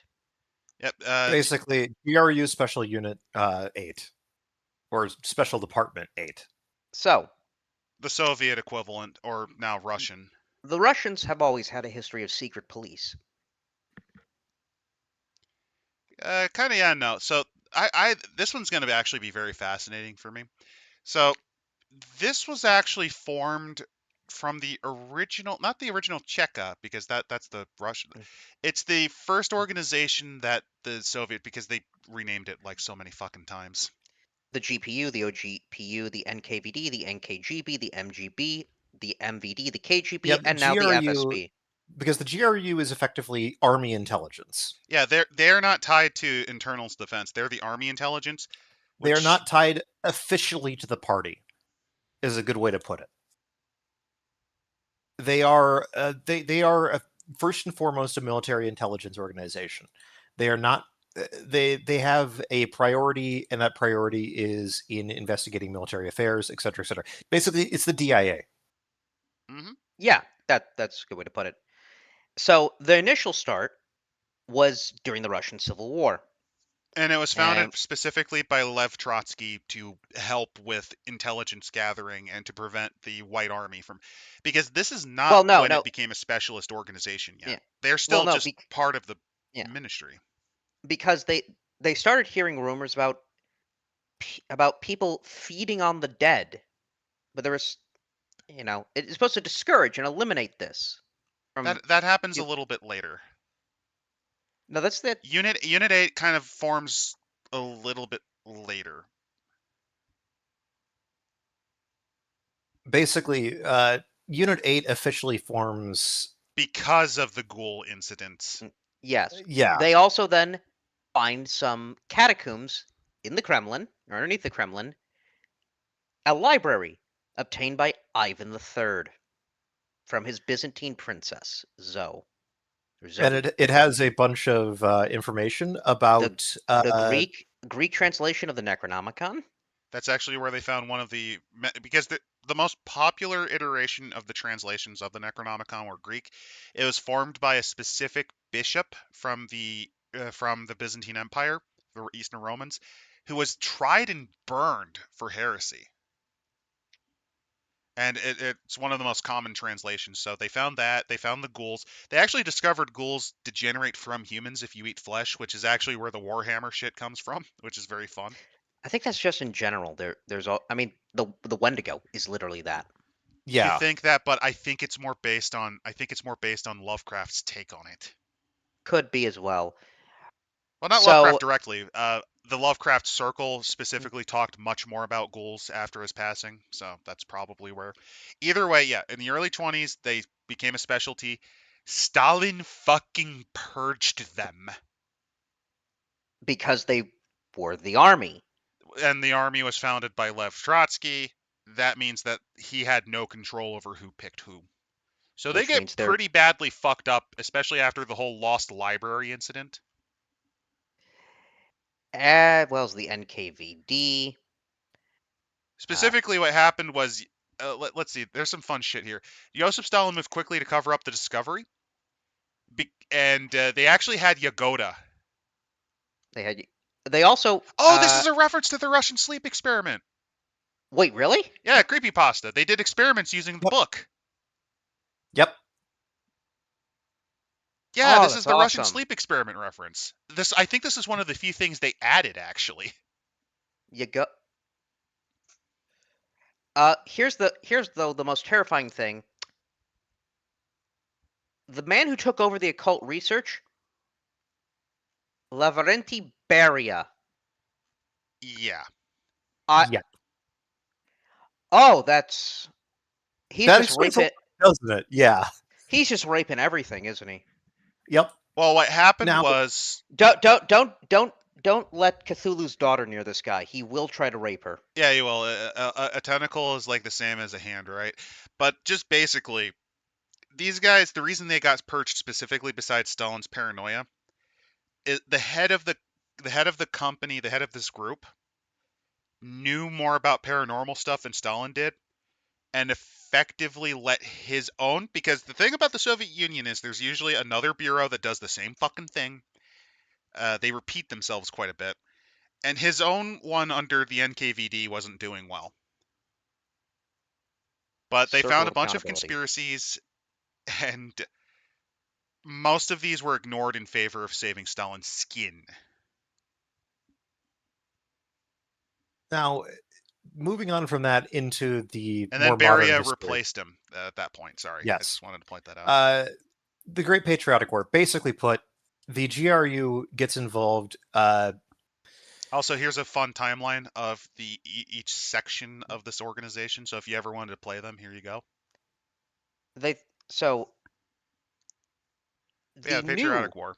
it was supposed to be a think tank, psychological warfare and propaganda plans against the Nazis, but they Based on eventually Entebbe, yeah. spied on the Anneberre, which is the occult divisions. Effectively the forefather of the modern karateka. And the survivors who knew about the occult shit realized, oh, the Nazis are experimenting on this shit that we shot 20 years ago. Pretty much. So now suddenly they discovered about, the Southern Commander H. They found out about the Karyoteka, and as the invasion's going on, they're basically trying to figure out, how do we stop, like, They the they the, also the revival of the ghouls, for one thing. Yeah, because they because found the Leningrad. ghouls were coming back in Leningrad. Well, they weren't. Yeah. People were becoming them because of the long siege. The famine made people partake of the flesh, and enough of them liked it enough that they became ghouls. It wasn't just ones that they missed. It was mostly ones that were new. But then they found Shmersh, an Well, abbreviation Smersh of was founded. Shmershti Pionomia, death to spies. This was Stalin's group that As operated part of the independently NKVD. of the NKVD. It was He It wanted was to replace them NKVD effectively. that was inside of the NKVD. It's a yeah, really weird thing. it's a circle of Remember that accountability Stalin that replaced ends with a his bullet. directors quite a bit. Yep. And they were also charged with the paranormal and occult investigations. That's where Osobiotel, or the special section of And Smersh, then we came in. get to one of my favorite bits about this, the cult of the Great Provider. You see, ghouls like to eat people. Yes, they do. I mean, it's Now, legitimately they their don't like to favorite eat food. living people, though. They like to eat dead people. That's bullshit. That's bullshit. In the Oh, Lovecraft mythology, they will happily eat a human that's alive. they They will actually eat. love it when they're alive because they can listen to them scream as they die. Fair, fair. But But dead it's is easier better to for the catch. it's better for them to catch dead prey than alive prey. And normally you'd have to go into the middle of the night, steal from the tomb, dig it up, then people investigate, and it all becomes a big hassle. But guess what was happening during the Russian Civil War and the Great Famine? There's Lot all of these dead. bodies left out. Just dropping like flies. Ukraine was a fucking breadbasket for these people. And then, after the purges and the famines, and then these Germans show up and they just start shooting people in these various villages that they probably couldn't get to. And just bodies everywhere and in great big piles. It's a buffet. It's even better when It's you remember Stalin was building subways, so it's even easier to hide underneath all that. Oh, oh and yeah, better yet, here's the other thing that you're not paying attention to. Stalin actually kind of liked the ghouls. He was studying them and specifically trying to breed their abilities into humans. Like, it Oh, wasn't these an were the ape man gorillas? project. He was trying to get the ghouls on his side initially. And so The other thing is that as they they had would, a dislike of the Nazis because the Nazis kept doing things like, poisoning the bodies oh, with you're gas right, things, yeah, that's gotta taste terrible. or burning bodies in burn Oh, pits, which is just like, that's a yeah, waste of good flesh. So listen, here's the best part. why would you take the tombstones and grind up the bones of the Bones. dead Why Well, would people? you that's do not the that? problem. It's the Zyklon B Well, Well, no, the no, no. Zyklon It's B all. is It's part also of if it. you and the Soul grind up the bones, Killers. you can't taste the bones. You can't eat the You bones. get rid of the marrow. The What's the bones, point? yeah. What's the point? Like that, they're like, you're wasting food. The ghouls are staunchly anti-fascist. The ghouls are staunchly It's anti-fascist funnier because, than as it that. turns out, Soviet mass graves are much more healthy for them. Not only that, but because Stalin was interested and kind of treated them with a light hand by comparison, this leads to a Which is split, a schism. Most schools venerate old ones or dark gods of other stripes. It depends on which one you talk to. The ones in Russia, the young ones especially, fell in love with and pray to Stalin. They are Staliniki. They are tankies. So if they you see a love him. pro-communist message on the internet somewhere, that might be a degenerate ghoul in the fucking subway, like Metro 2 of Moscow, like whining about the good old days when he could just get the flesh of like a child from Stalin. The great provider. I fucking love this. It's just They have little shrines to Stalin in their it, catacombs. Oh, that's so it, great. hey, Hitler never became a dark god. Nyarlathotep faked his identity. Stalin is a legitimate Lovecraftian god. You might actually, this leads to, okay, hear me out. Dreamland encounter. You run into the great provider. That's a real thing you can do. Like, let's say your agents accidentally get into the Dreamlands. Stalin could be an encounter among the ghouls. What does that make you think? Ooh. The great provider as Stalin. Oh, this is like one Now, of the smartest things they've ever fucking done. Well, I no. love What about this. Mao then? That too. It's just his. It's the twin-headed god of Maoism, It's like Gorka Morka, but Maoist Leninism. it's Gorka Morka, but with Stalin and Mao.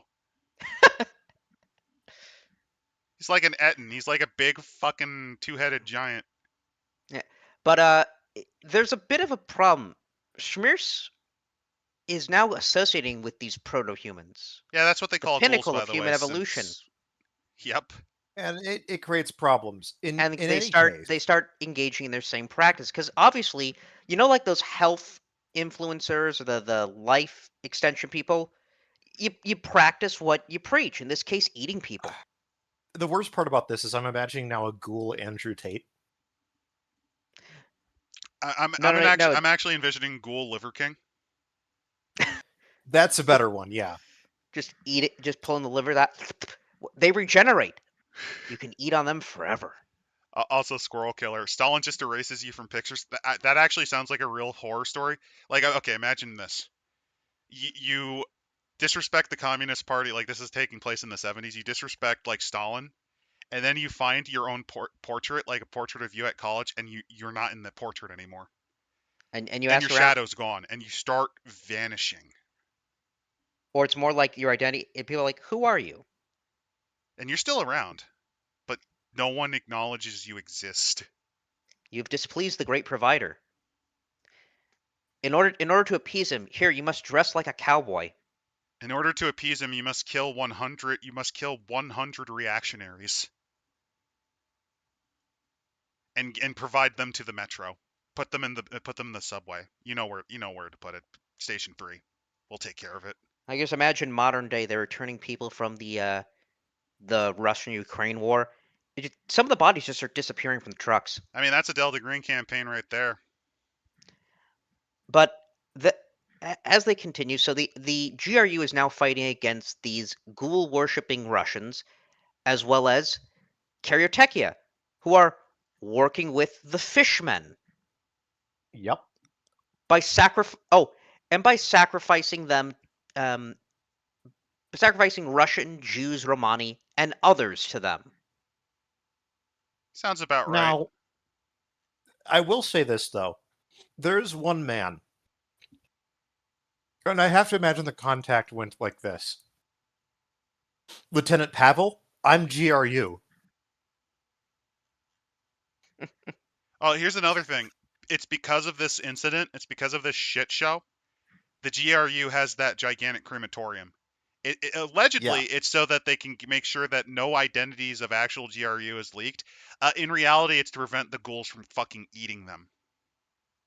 yeah, but again, Doctor, again, Lieutenant Pavel, I'm GRU. I need to talk to you about the ghouls. And the thing is, uh, there were some attacks like the Nazis were using against them. One general driven insane by Kiriteki's manipulation of hypergeometric principles. Zhukov was attacked by national units.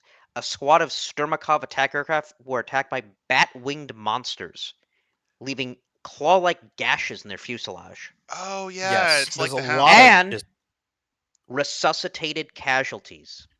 Nazi zombies, everyone. Remember, one of the other less. It's Element not. 1. I was just Sorry. gonna. Element 117, yeah. Oh, I'm not No, talking 115. COD zombie 5, shit. yeah. I'm talking Herbert West, Reanimator. I know, but come on. I want this. Okay, I know, I we Dennis, have know I that, have what's but Dennis, called a nuclear I hot want take. the stats for the wonder weapons. I Micro want Tank Dempsey as a Delta Green operative. microwave burrito take on my part. I never gave a shit for the zombie stuff. Yeah, it was fun. It was fun to play it and then to realize, oh, there's a story to this. Yeah, I There's a didn't story care. to it, and And it and is absolutely psychotic. it is that whole, okay, we're getting our buddies together and we're going to figure out how do we solve this. I cared about as much for that as the game instruction manual for how the Mario Brothers indicate that like Bowser turned the Mushroom Kingdom into bricks that you destroy. But apparently the GRU estimated that the Provostavia inflicted as much as 10,000 of the nearly 100,000 Soviet fatalities. Which is pretty impressive for a small tribe of ghouls. No, these are zombies. Oh yeah, the zombies. Not too bad.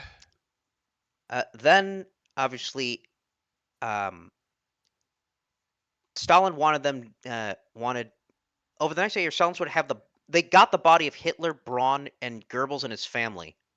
Yeah. Schmirsch did. Over the So next 8 years, basically, Stalin would have the body disinterred, re-autopsied, and reburied several times. It was to assure him that Adolf Hitler, his greatest adversary, was not only dead, but that his remains were firmly intact in Stalin's possession. Because of the resuscitated casualties, he feared Hitler, though dead, could yet rise again. Which sounds about right for Stalin. Like legitimately, that is a concern with the Herbert West style of reanimation.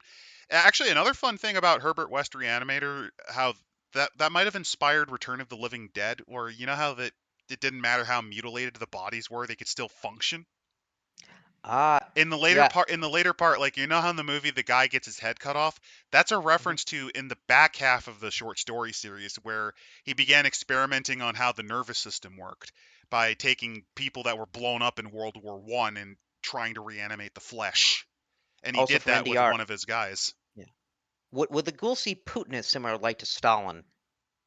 not enough Uh, casualties yet. no, he's not. Nah. Rookie Remember, numbers. yeah, He remember has a lot of potential. the. I mean, there's a lot of suicides in Russia, but you know, Oh, actually, the it's other it. thing is Karateka. I think It's I a, know where Karateka got the resurrection formula. Did they ever Sir Moran Clapham Lee. That's the guy that Herbert West reanimated after sawing his head off. also the return from essential salts things. But here's the other thing, though, that I gotta say with Stalin's paranoia. Okay, if he rises from the dead, what the fuck's gonna happen? What's he's gonna go to East Germany or West Germany and say, Heil, I'm back. I mean, if he's dead, and he might have had plans, like, you know, he could have had contingencies. If he's able to come back, you know? What, moon Nazis? I mean, there's a reason that one of the biggest and more interesting conspiracies that's out there is called Operation High Jump, where the Nazis had a base on Antarctica. Well, remember, that's what GRU help with that. Yeah, I'm just Uh, pointing out that, like, also Karateka still existed. yeah. Uh, like, there is a reason to be concerned. Yes. They also did try to investigate what was going on in Roswell? Well, the other reason they had his bodies were specifically because they were testing using the Nazi bodies how to do what they did. They wanted to bring back the Soviet army from the dead. Uh, but then in 1952, Delta Green launches Operation Sic Semper Tyrannis to destroy Soviet life extension experiments aimed at indefinitely preserving the life of Joseph Stalin. Yes. This is where the GRU takes a they take a chance. So they work together, assassinate enemies and schmears, and they decide to try to take out Stalin's operations because, yeah, The entire point is at this the point, the possi- GRU is one of the only administrations in the Soviet Union with actual intellectual knowledge that isn't using them for shit like what the yeah, SMERSH is doing. the Dub, possibility of double another O units and 20, SMERSH. 50, or 100 years of Joseph Stalin's arbitrary state terror was not palatable. They also Also, went Basically, through it already. but also, they captured the Delta Green team, tortured them, oh figured yeah, out what was going on, and then and then basically realized, wait a minute, we can go and kill Stalin and blame the Americans. there's also one thing. How the fuck are they going to explain Stalin living for like 100 years? But they just would have done what North Korea would have done with Kim Il Sung. Oh, It's not that unreasonable when you have a dictatorship state like that. but It is without his elixir of life, Stalin succumbs to ill health March 5th, 1953. But then Beria shows up, and then Beria's obviously taken care of.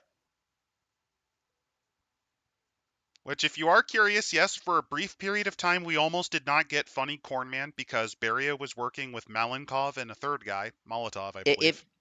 a good movie for this, The Death of Stalin. It's a good one, but yes. for about a year, there was a Malenkov troika where Beria, one of the first acts, by the way, that Beria did was to open the gulags to not only empty it of political prisoners but also real prisoners, which is why the Russian Bratva gangs got so much worse during the 50s to 70s.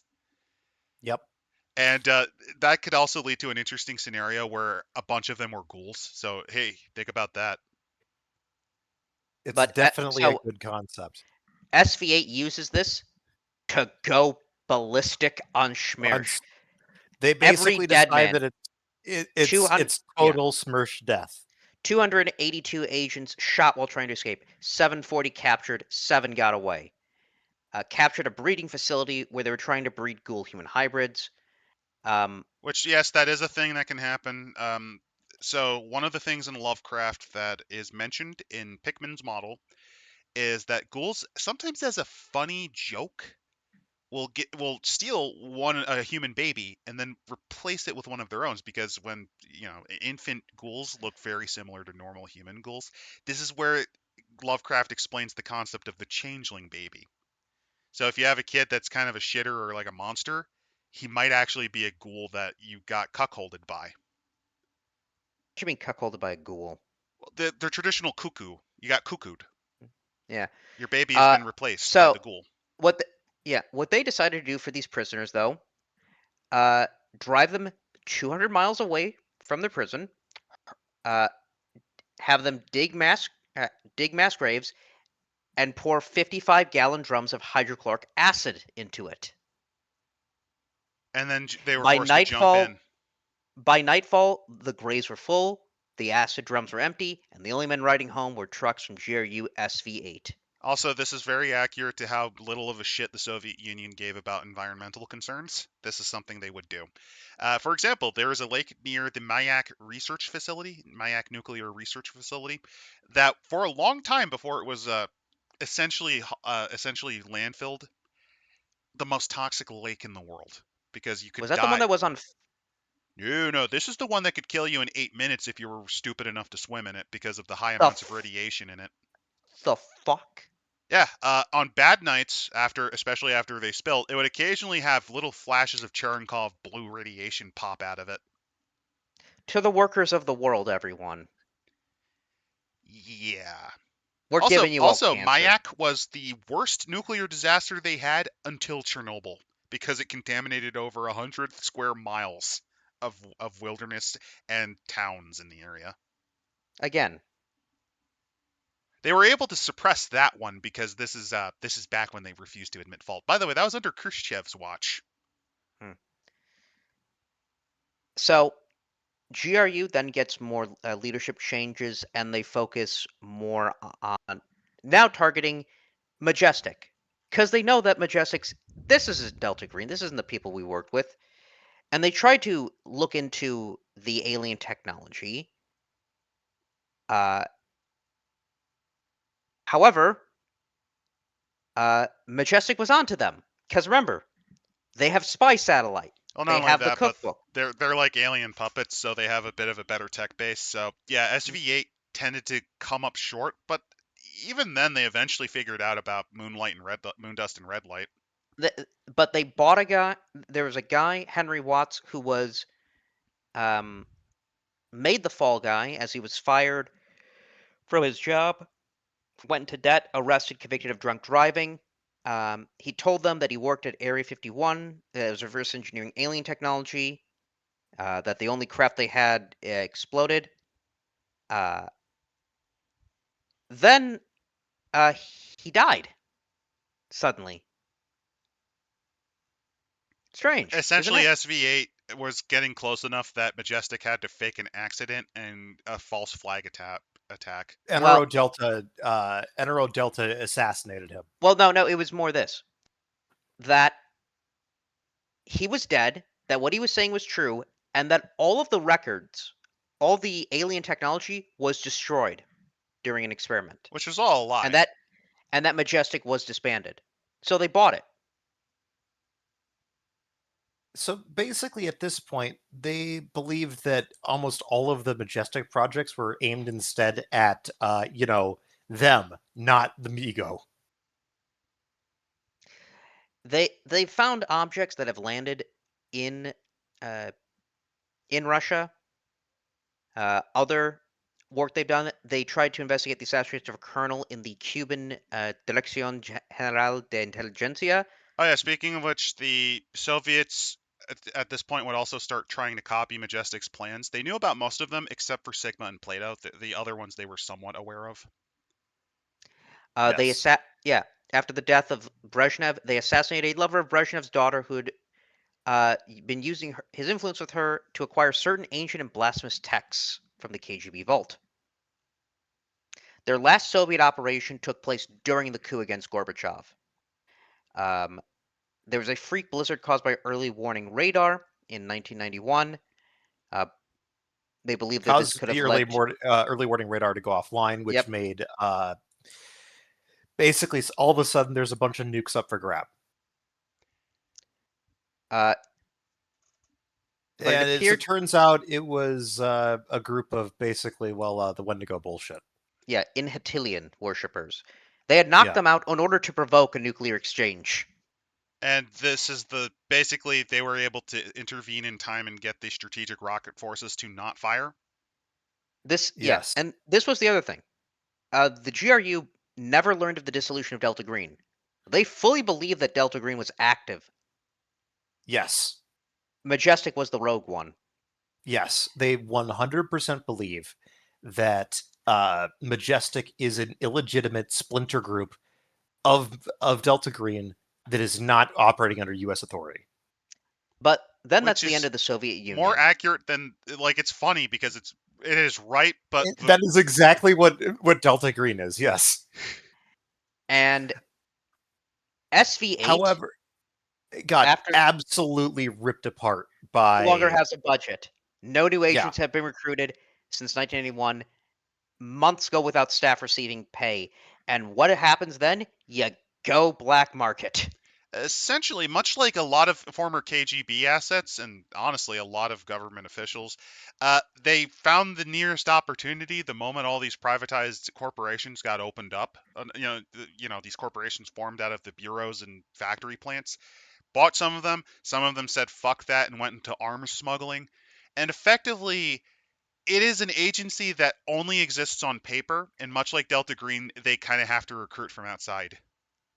Now, But there's also the you'd think fact that but this is funnier because you see, because they can't afford to go out and hire new agents or anything like that, they figured out a way to address the threats of the supernatural. So you see, they went out and they put out an advertisement in the paper for sale, one Necronomicon. This one's even funnier because this specific Necronomicon is one of the only of its type. It is Exactly. well, written, no, So it is written in the Gothic language, which, if you're curious, yes, there was an Eastern German language that reliably existed up until the 17th century. Eastern German being very different from the German you're familiar with. It is the language of the Goths and Vandals. It survived in Crimea in several villages up until about the 18th century, where new German immigrants started mingling with it. And then it died officially by the 1900s. but here's Not the fun 1900s, thing. 19th century. But a Necronomicon copy was translated into it. Yeah, but here's the so fun thing. They kept advertising that, hey, we've got this artifact, because that was a lot of artifacts were being sold in the black market because people need to make a yes. buck.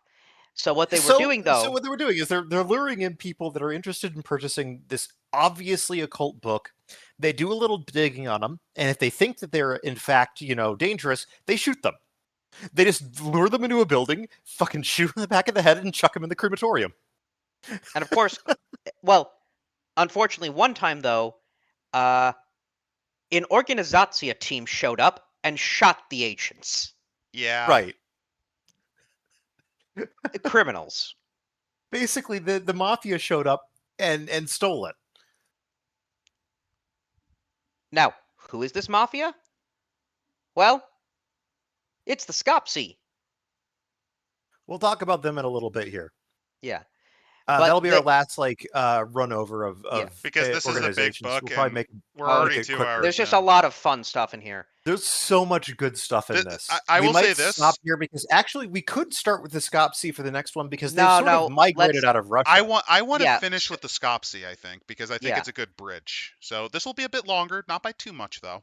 But so most likely you're probably not going to have much Delta Green involvement. What happens after the 2000s? Anyone's guess. Because Most don't likely, forget that here's the other thing, right? Because of this is a post-Soviet organization, at this point, there are definitely agents who were more loyal to their Soviet Republic than they were to the overall organization. They probably have set up splinter groups of SV8 elsewhere in the former Soviet bloc.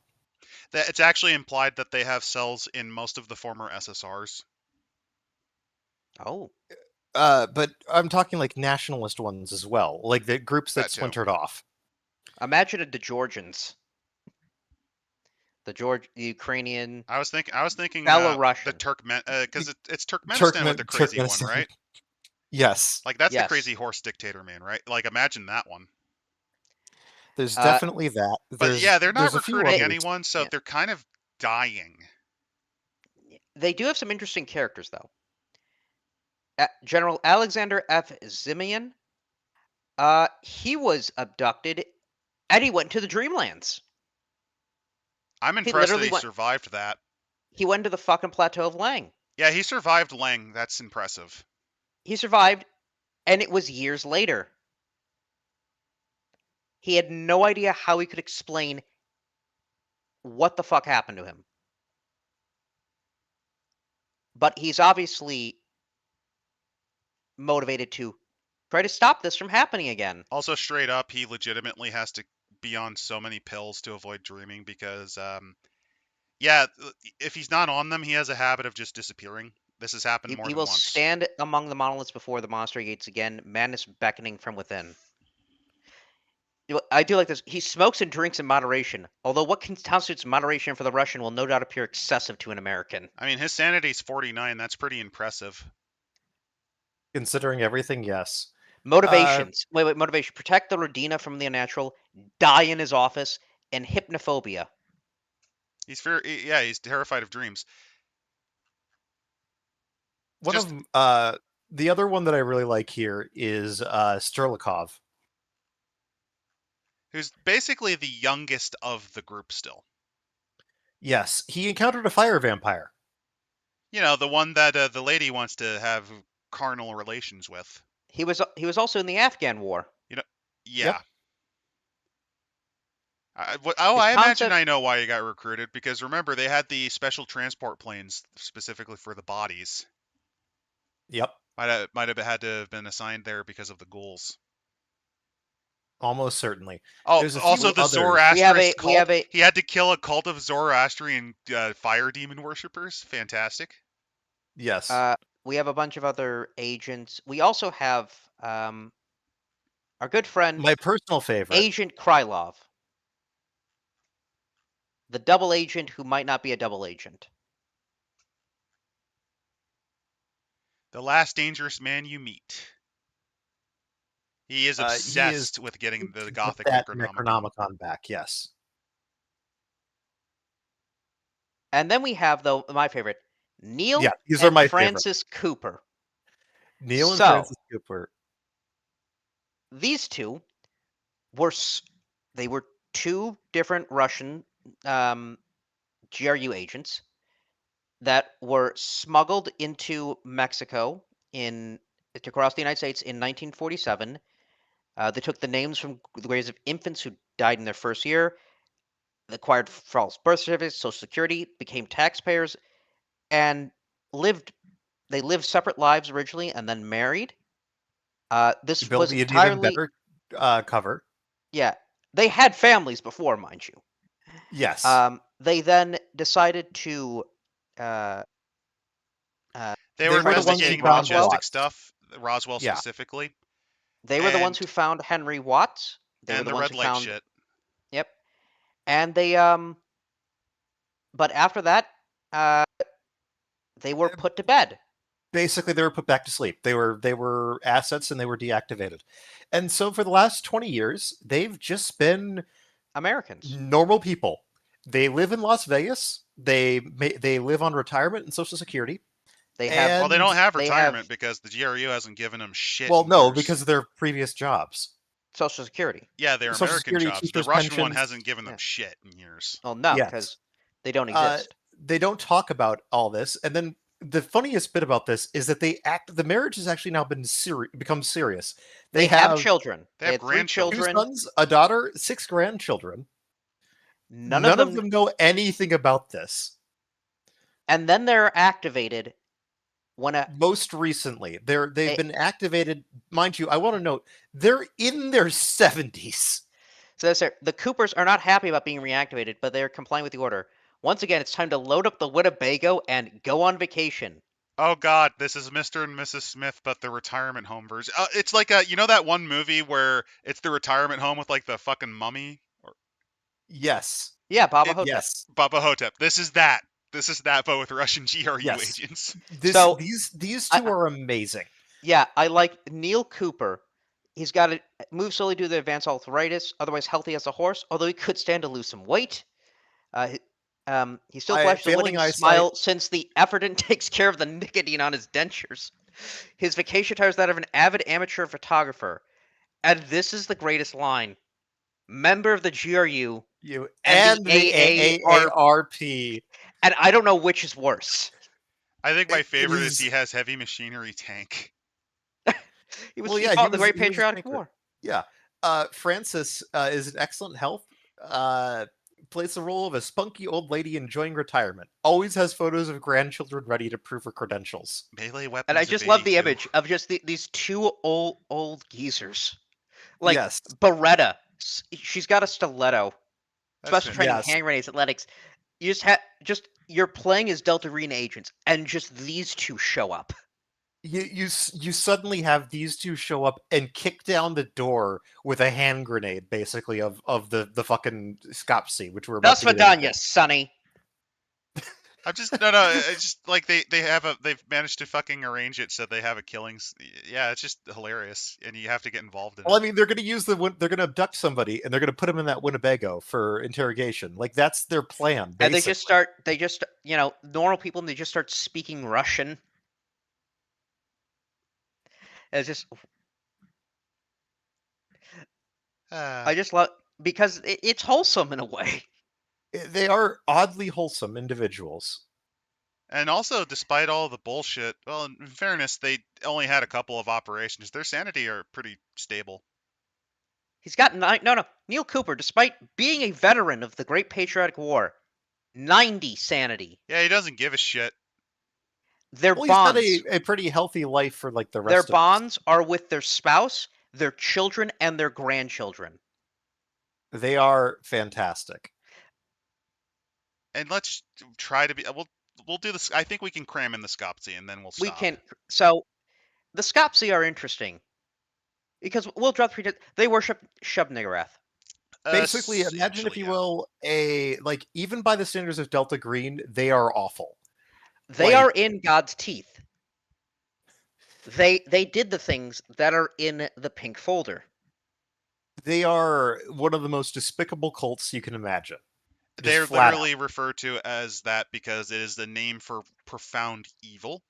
And effectively, they disguise themselves because there's a lot of Eastern Orthodox, there's a lot of Russian Orthodox variations, like spiritual variations, and a lot of them fled to the U.S. and Canada.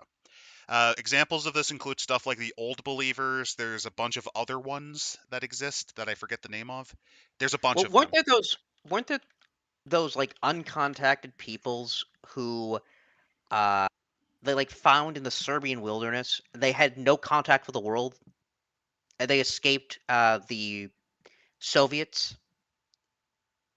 Yeah, I mean the Siberian ones. Yeah, there's that, but there's also just like a bunch of other there's basically a bunch of believers that essentially when the Russian reforms under Peter Veliki didn't and the Orthodox Church reformed, some didn't like that. Others got involved in spiritualism. It's not just the Great Revival also occurred in the Orthodox Church as well.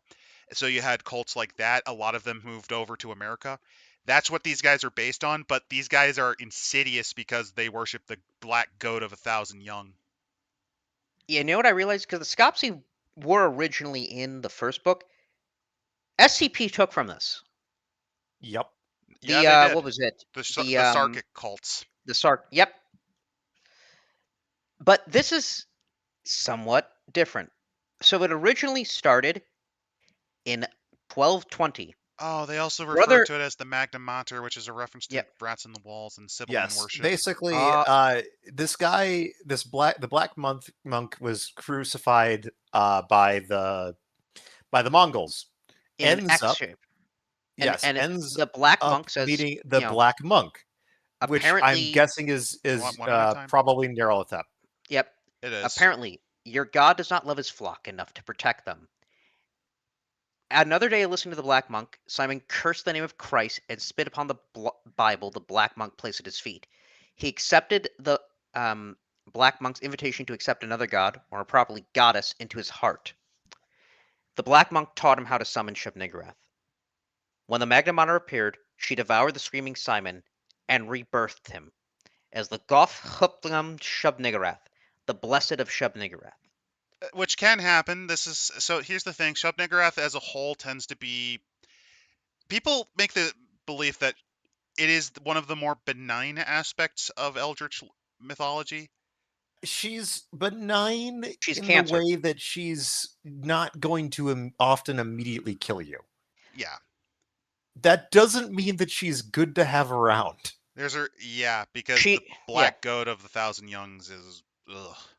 Because she vores you and then rebirths you into a chaos spawn.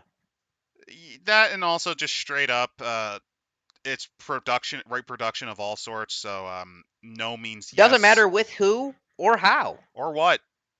Like the brew, it don't matter. Oh yeah, it don't matter if you're brew. Then there's also, of course, the other stuff with like the crops fertility. Oh, there's a lot of stuff going on. There's a lot. You could make a. Oh, like that's a repellent. Look at this. Look at the knife and look at the expression on this kid. Yeah. Oh no. Yeah. Dennis Dent, what you make such good art that's just so horrific. The art's in any case off-putting naturally, and it's just worse because of that. He kills a bunch of Mongols, runs off to the Caucasus Mountains, and builds a Creates a society cult. there Yeah, that creates a worships cult them. there that worships What the Mantra Mater. but this what leads to. Uh, so a In 1590, a deranged and gibbering Ottoman cavalry officer wandered into a Georgian village. His deformities are so horrendous that the villagers stoned him to death on the spot while he wept tears of gratitude. In 1650, an expedition formed between the Cossack hetman, Ottoman viziers, and Persian mullahs, an alliance of Eastern Orthodox Christians, Sunni, and Shiite Muslims, 10,000 strong, swept the cult stronghold, burned everything building, tree, field, grass, animal, salted the fucking earth, Yep. dammed and diverted the streams. Pulled the guy apart by horses. Yes, The Goth because he was still Hukdam, alive. 450 years old. Some of them escaped. They made themselves into the Scopsi, the castrated, Interesting and they choice of survived. name. They're really gonna tie. They're gonna tie Shub-Niggurath with the Sibylline worship then. So, because they're like flagellants, except they believe all sex, even sex between married couples, was a mortal sin in the eyes of the Christian God. Because the only one who is allowed to mate, obviously, is the mother. So, to permanently give up the sin of, well, lust, The it was castrating, done. It yes. was done originally with a red hot iron. Then it changed to shave, shavers to hatchets, the seal of God. Men, because this is a There's two. radical There's the lesser seal. Christian Like, cult. let's The straight up. less, Okay, oh yeah, lesser seal testes, because we gotta get moving. yeah, Greater seal, all of it. There's also the and seal women of do it God too. for women, where this one is more like we mentioned the Kikuyu. The Kikuyu, one of the things that got the Mau Mau uprising to start with was specifically because Protestant ministers hated the Kikuyu process of female genital mutilation. It was a thing that their tribe did, and they still did under the Protestant conversion. The British government tried to step in. That was a factor in the rebellion. That's what these guys do. I'm going to read the text for what the greater seal is. Interior of the vagina was seared with a hot iron, and the vaginal opening sewn shut, save for the smallest opening intended for urination and menstruation. Hmm. This is an evil I believe that does happen in the real world. It is. This is real genital mutilations. I mentioned the Kikuyu. Other East African tribes do it. A few other cultures also do it. So, thankfully, uh, Russians usually persecuted these deranged cultists. Also, because of their beliefs that only Shub-Niggurath can procreate, they kind of can't really do numbers normally. Right. Uh, So they basically recruit through monasteries, things like that. Eventually, there's a bunch of persecution, bunch going on with that. Eventually, Soviet communism comes over, and the Cheka seizes their icons. As Then one they of get those get SVH's first things was to get rid of these guys. yes, which is then the Scops. What happens is that the, the icons end yeah, up in the West, and there are some groups of Scopsy that manages to get into the United States and try to get into also, contact with the yeah, Soviets. Does not go well for them. because that's how they well, that's They how got they figure. noticed, Oh, and some they vigilantes figured out what was going on with their weird shit and murdered the fuck out of the high priest. Also, very Then, clever to have them in California. The West Coast is, I call it the cultist coast for a reason. A lot of new religious movements and cults escaped to here, or but they founded yeah, here. escaped to the Chesapeake as yes, later, and which they do one of the darkest things. Oh no, So these are remember, Marylanders. These are Marylanders. No. yep, they also, go to Maryland. They yeah. I create mean, a yeah, no wonder they did. Like, have you been to they Baltimore? create Even before. Ugh. So they create the rape church yes, in Maryland, and then found by an which we mean, orphanage. yeah, but they find an orphanage, and then they torture the children Yes. to accept to abuse them so that they will accept the love of the goddess. It is. I want to. This is the kind of torture that does happen in the real world. the Yeah. abuse, So and they are they're doing also this to children. using. They're also hiding themselves in the Russian emigre community as well.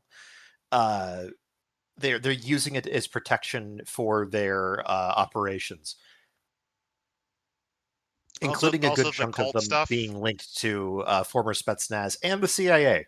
Also, the way they indoctrinate is very similar to actual cults. Essentially, good cop, bad cop, love bomb. It's the standard mechanisms. It, but they're doing this to children, Yeah. and Yes. the kind of bad cop is not the kind of thing that even Jim Jones did, where abuse the circles of accusations. It's involving sexual torture. The only benefit, although this is a concern, and the reason they want the icons back so badly, since we mentioned them, they lost the right of rebirth because after the third purging, knowledge of how to fuck to do it was lost. Yes. So they're starting to die out again. Good. Yeah, ever since the Los Angeles incident where the Cheka teamed up with the progenitors of Delta Green, they've been struggling. Now, there are some other things going on with the Skopsi. Oh, interesting, Uh, Bogdashkovich. That implies that they're probably either that implies they're Dagestani or something like that because that is yeah well, yes, that's where they fled to. they teamed up with a Russian mob outfit called the Organizatia. Hmm. Yes. Um, That's That would explain generally why how they you wanted the Necronomicon. exactly. They were looking for information. Well, A lot of because Shub the Niggurath is described quite a bit in it. yes, most of the Skopsi that are depicted in this book are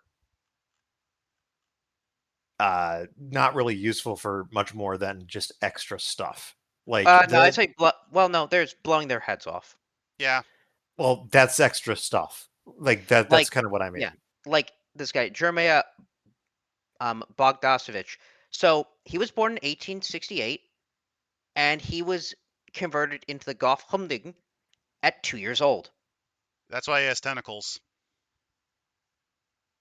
Um, he took the rite as well. He took the seal of the goddess. Uh, and while he has founded his church, he wants to be with his goddess again. You see, he's a horny bastard, Yep. and he has been seeking outlets for his sexual urges. This includes, uh, well, Effectively, since also, he lost his genitalia because he did the ritual with his many orifices and yeah, nodules, what he does instead, because he can't do it that way, he uses a knife as a replacement. If you've ever seen the movie, if you ever seen an Alien when Ash is killing Ripley with the newspaper, that's because in older scripts. Androids didn't have the working genitalia, so that was like him trying to recreate what happened to Kane, like due to just snapping. That's what he does with the knife. well, no, it's not just a knife. Yeah, the It sacrifice is, knife. it's the sacrifice knight, which, if the cult found out, they would kill him. Yep. Despite him being the high priest, yeah, this is a sacrilege that they can't abide. Also, I just realized he walks like Torgo from Manos: The Hands of Fate. Because he's The Because mistress he has. says you can stay here. It's also because he has goat legs. Yeah, I just wanted to make a joke about that because that is why, if you've ever seen Manos: The Hands of Fate, that's why Torgo walks the way he does because he's a satyr. The other thing is a lot of these guys, because they take the seal, they're well, they're not producing much testosterone, so Yeah, they tend to be fat. well, the hairless, like that's the thing. This guy's got libido because he had to grow facial hair, because otherwise he's 131. He needs to look older. So what you're saying is he's injecting tea? Yeah. Uh, you do have now. A lot of these people are San Zero. Well, no shit. Yeah, especially these cultists, like the one that plays the bad cop to the good cop at the orphanage, Yeah. involving Then dogs. yeah. Let's kind of just wrap it up though, because we have gone about 30 minutes over our usual. Yeah. That's Well, fine. again, thankfully, in if you want to murder these people, you can do so in God's teeth. It is one of the best Godspeed advertisements Mythos is ever. one of it I will does. say the other thing there is a female leader of a Russian mafia crew who Who sells dual wields SMGs, the you know two dual wield scorpions. You know which is viable. I mean, that's a good way to end off this nightmare of they a say that cult. they're 9 mil. They're really probably, if I'm guessing, they're either 32 ACP or 380. They are. Also, the other character that's kind of interesting is I think this is a character referenced in God's Teeth. It is a person from Child Protective Services that went through the Yes, orphanage. that is one of the characters in Now that God's she Teeth. went through Yes. did it say that she went through the orphan? Yes, that's why Yes, her she went sanity's there so low. and they're Oh fucking no with her no mind. no she yeah no they're manipulating her. Because otherwise, But she's not lost yet. no. But that will leave us off for the first half of the book. Then this was mostly the foreign enemies of Delta Green. We're going to look at the domestics, stuff like Phenomena X, which is what do you get when people who want to play as the smoking gun uh, from the X-Files interact with Lovecraft. You also got Outlook Group. There's a bunch more. Let me just kind of Outlook quickly go Group, through. which, hey, have you ever wanted to mentally fuck with somebody and get paid for it? There's Tiger a bunch Transit, of which really was completely modified for this. My favorite of the back half, just as a heads up, probably the D stacks. That's really fun. The D-Stacks, and of course, as always, the Hastur mythos. Yep. yep. So this is a dense book. 'Cause I would say just from the first half, it is definitely worth it. If you don't have it, it's definitely worth it. if you don't have the original Countdown, this is definitely worth it. I think it's still a little pricey for a PDF, but hey, $1 per 10 pages, and on top of that, it's technically 2 PDFs in one. That's fine. And I mean, already what we have. How many adventures do we have of the British, Russian? I, You know, I really like that this has SV8 because you can do some very interesting things with a post-Soviet world. Yes. There were, of course, also modules that were attached to the original book, which are not reprinted here because they're being collected into a different volume, which is well, perfectly some fair. of this. One of them was Night Floors, which became Impossible Yes, which became Landscapes. part of Impossible Landscapes. There's a lot of again, there's a lot of material here to work with for any GM that's interested in Delta Green. This is worth picking up. It's also nice just because, hey, you might want to play a different style of game, and what better way than playing Pisces or something? Pisces, Phenomenex, there's a lot of options this book offers. Again, we're going to cover the rest of this probably next week or week after next, one of the two. No, next week we can do a two-parter. It's fine. Yep. I will say this: I'm interested enough to kind of finish this book the next week, so that's a good sign. It's not like And with Chalt that, where I was miserable. remember, the British are taken over by insects. The Russians had the cannibal sleep experiment, and kill your local pedophile cultists. Oh, and last but not least, wear the tinfoil hat and make sure to get a drill. You need to make it 50 millimeters diameter and then a lit match to the brain. That is the only way to escape the bugs. Be seeing you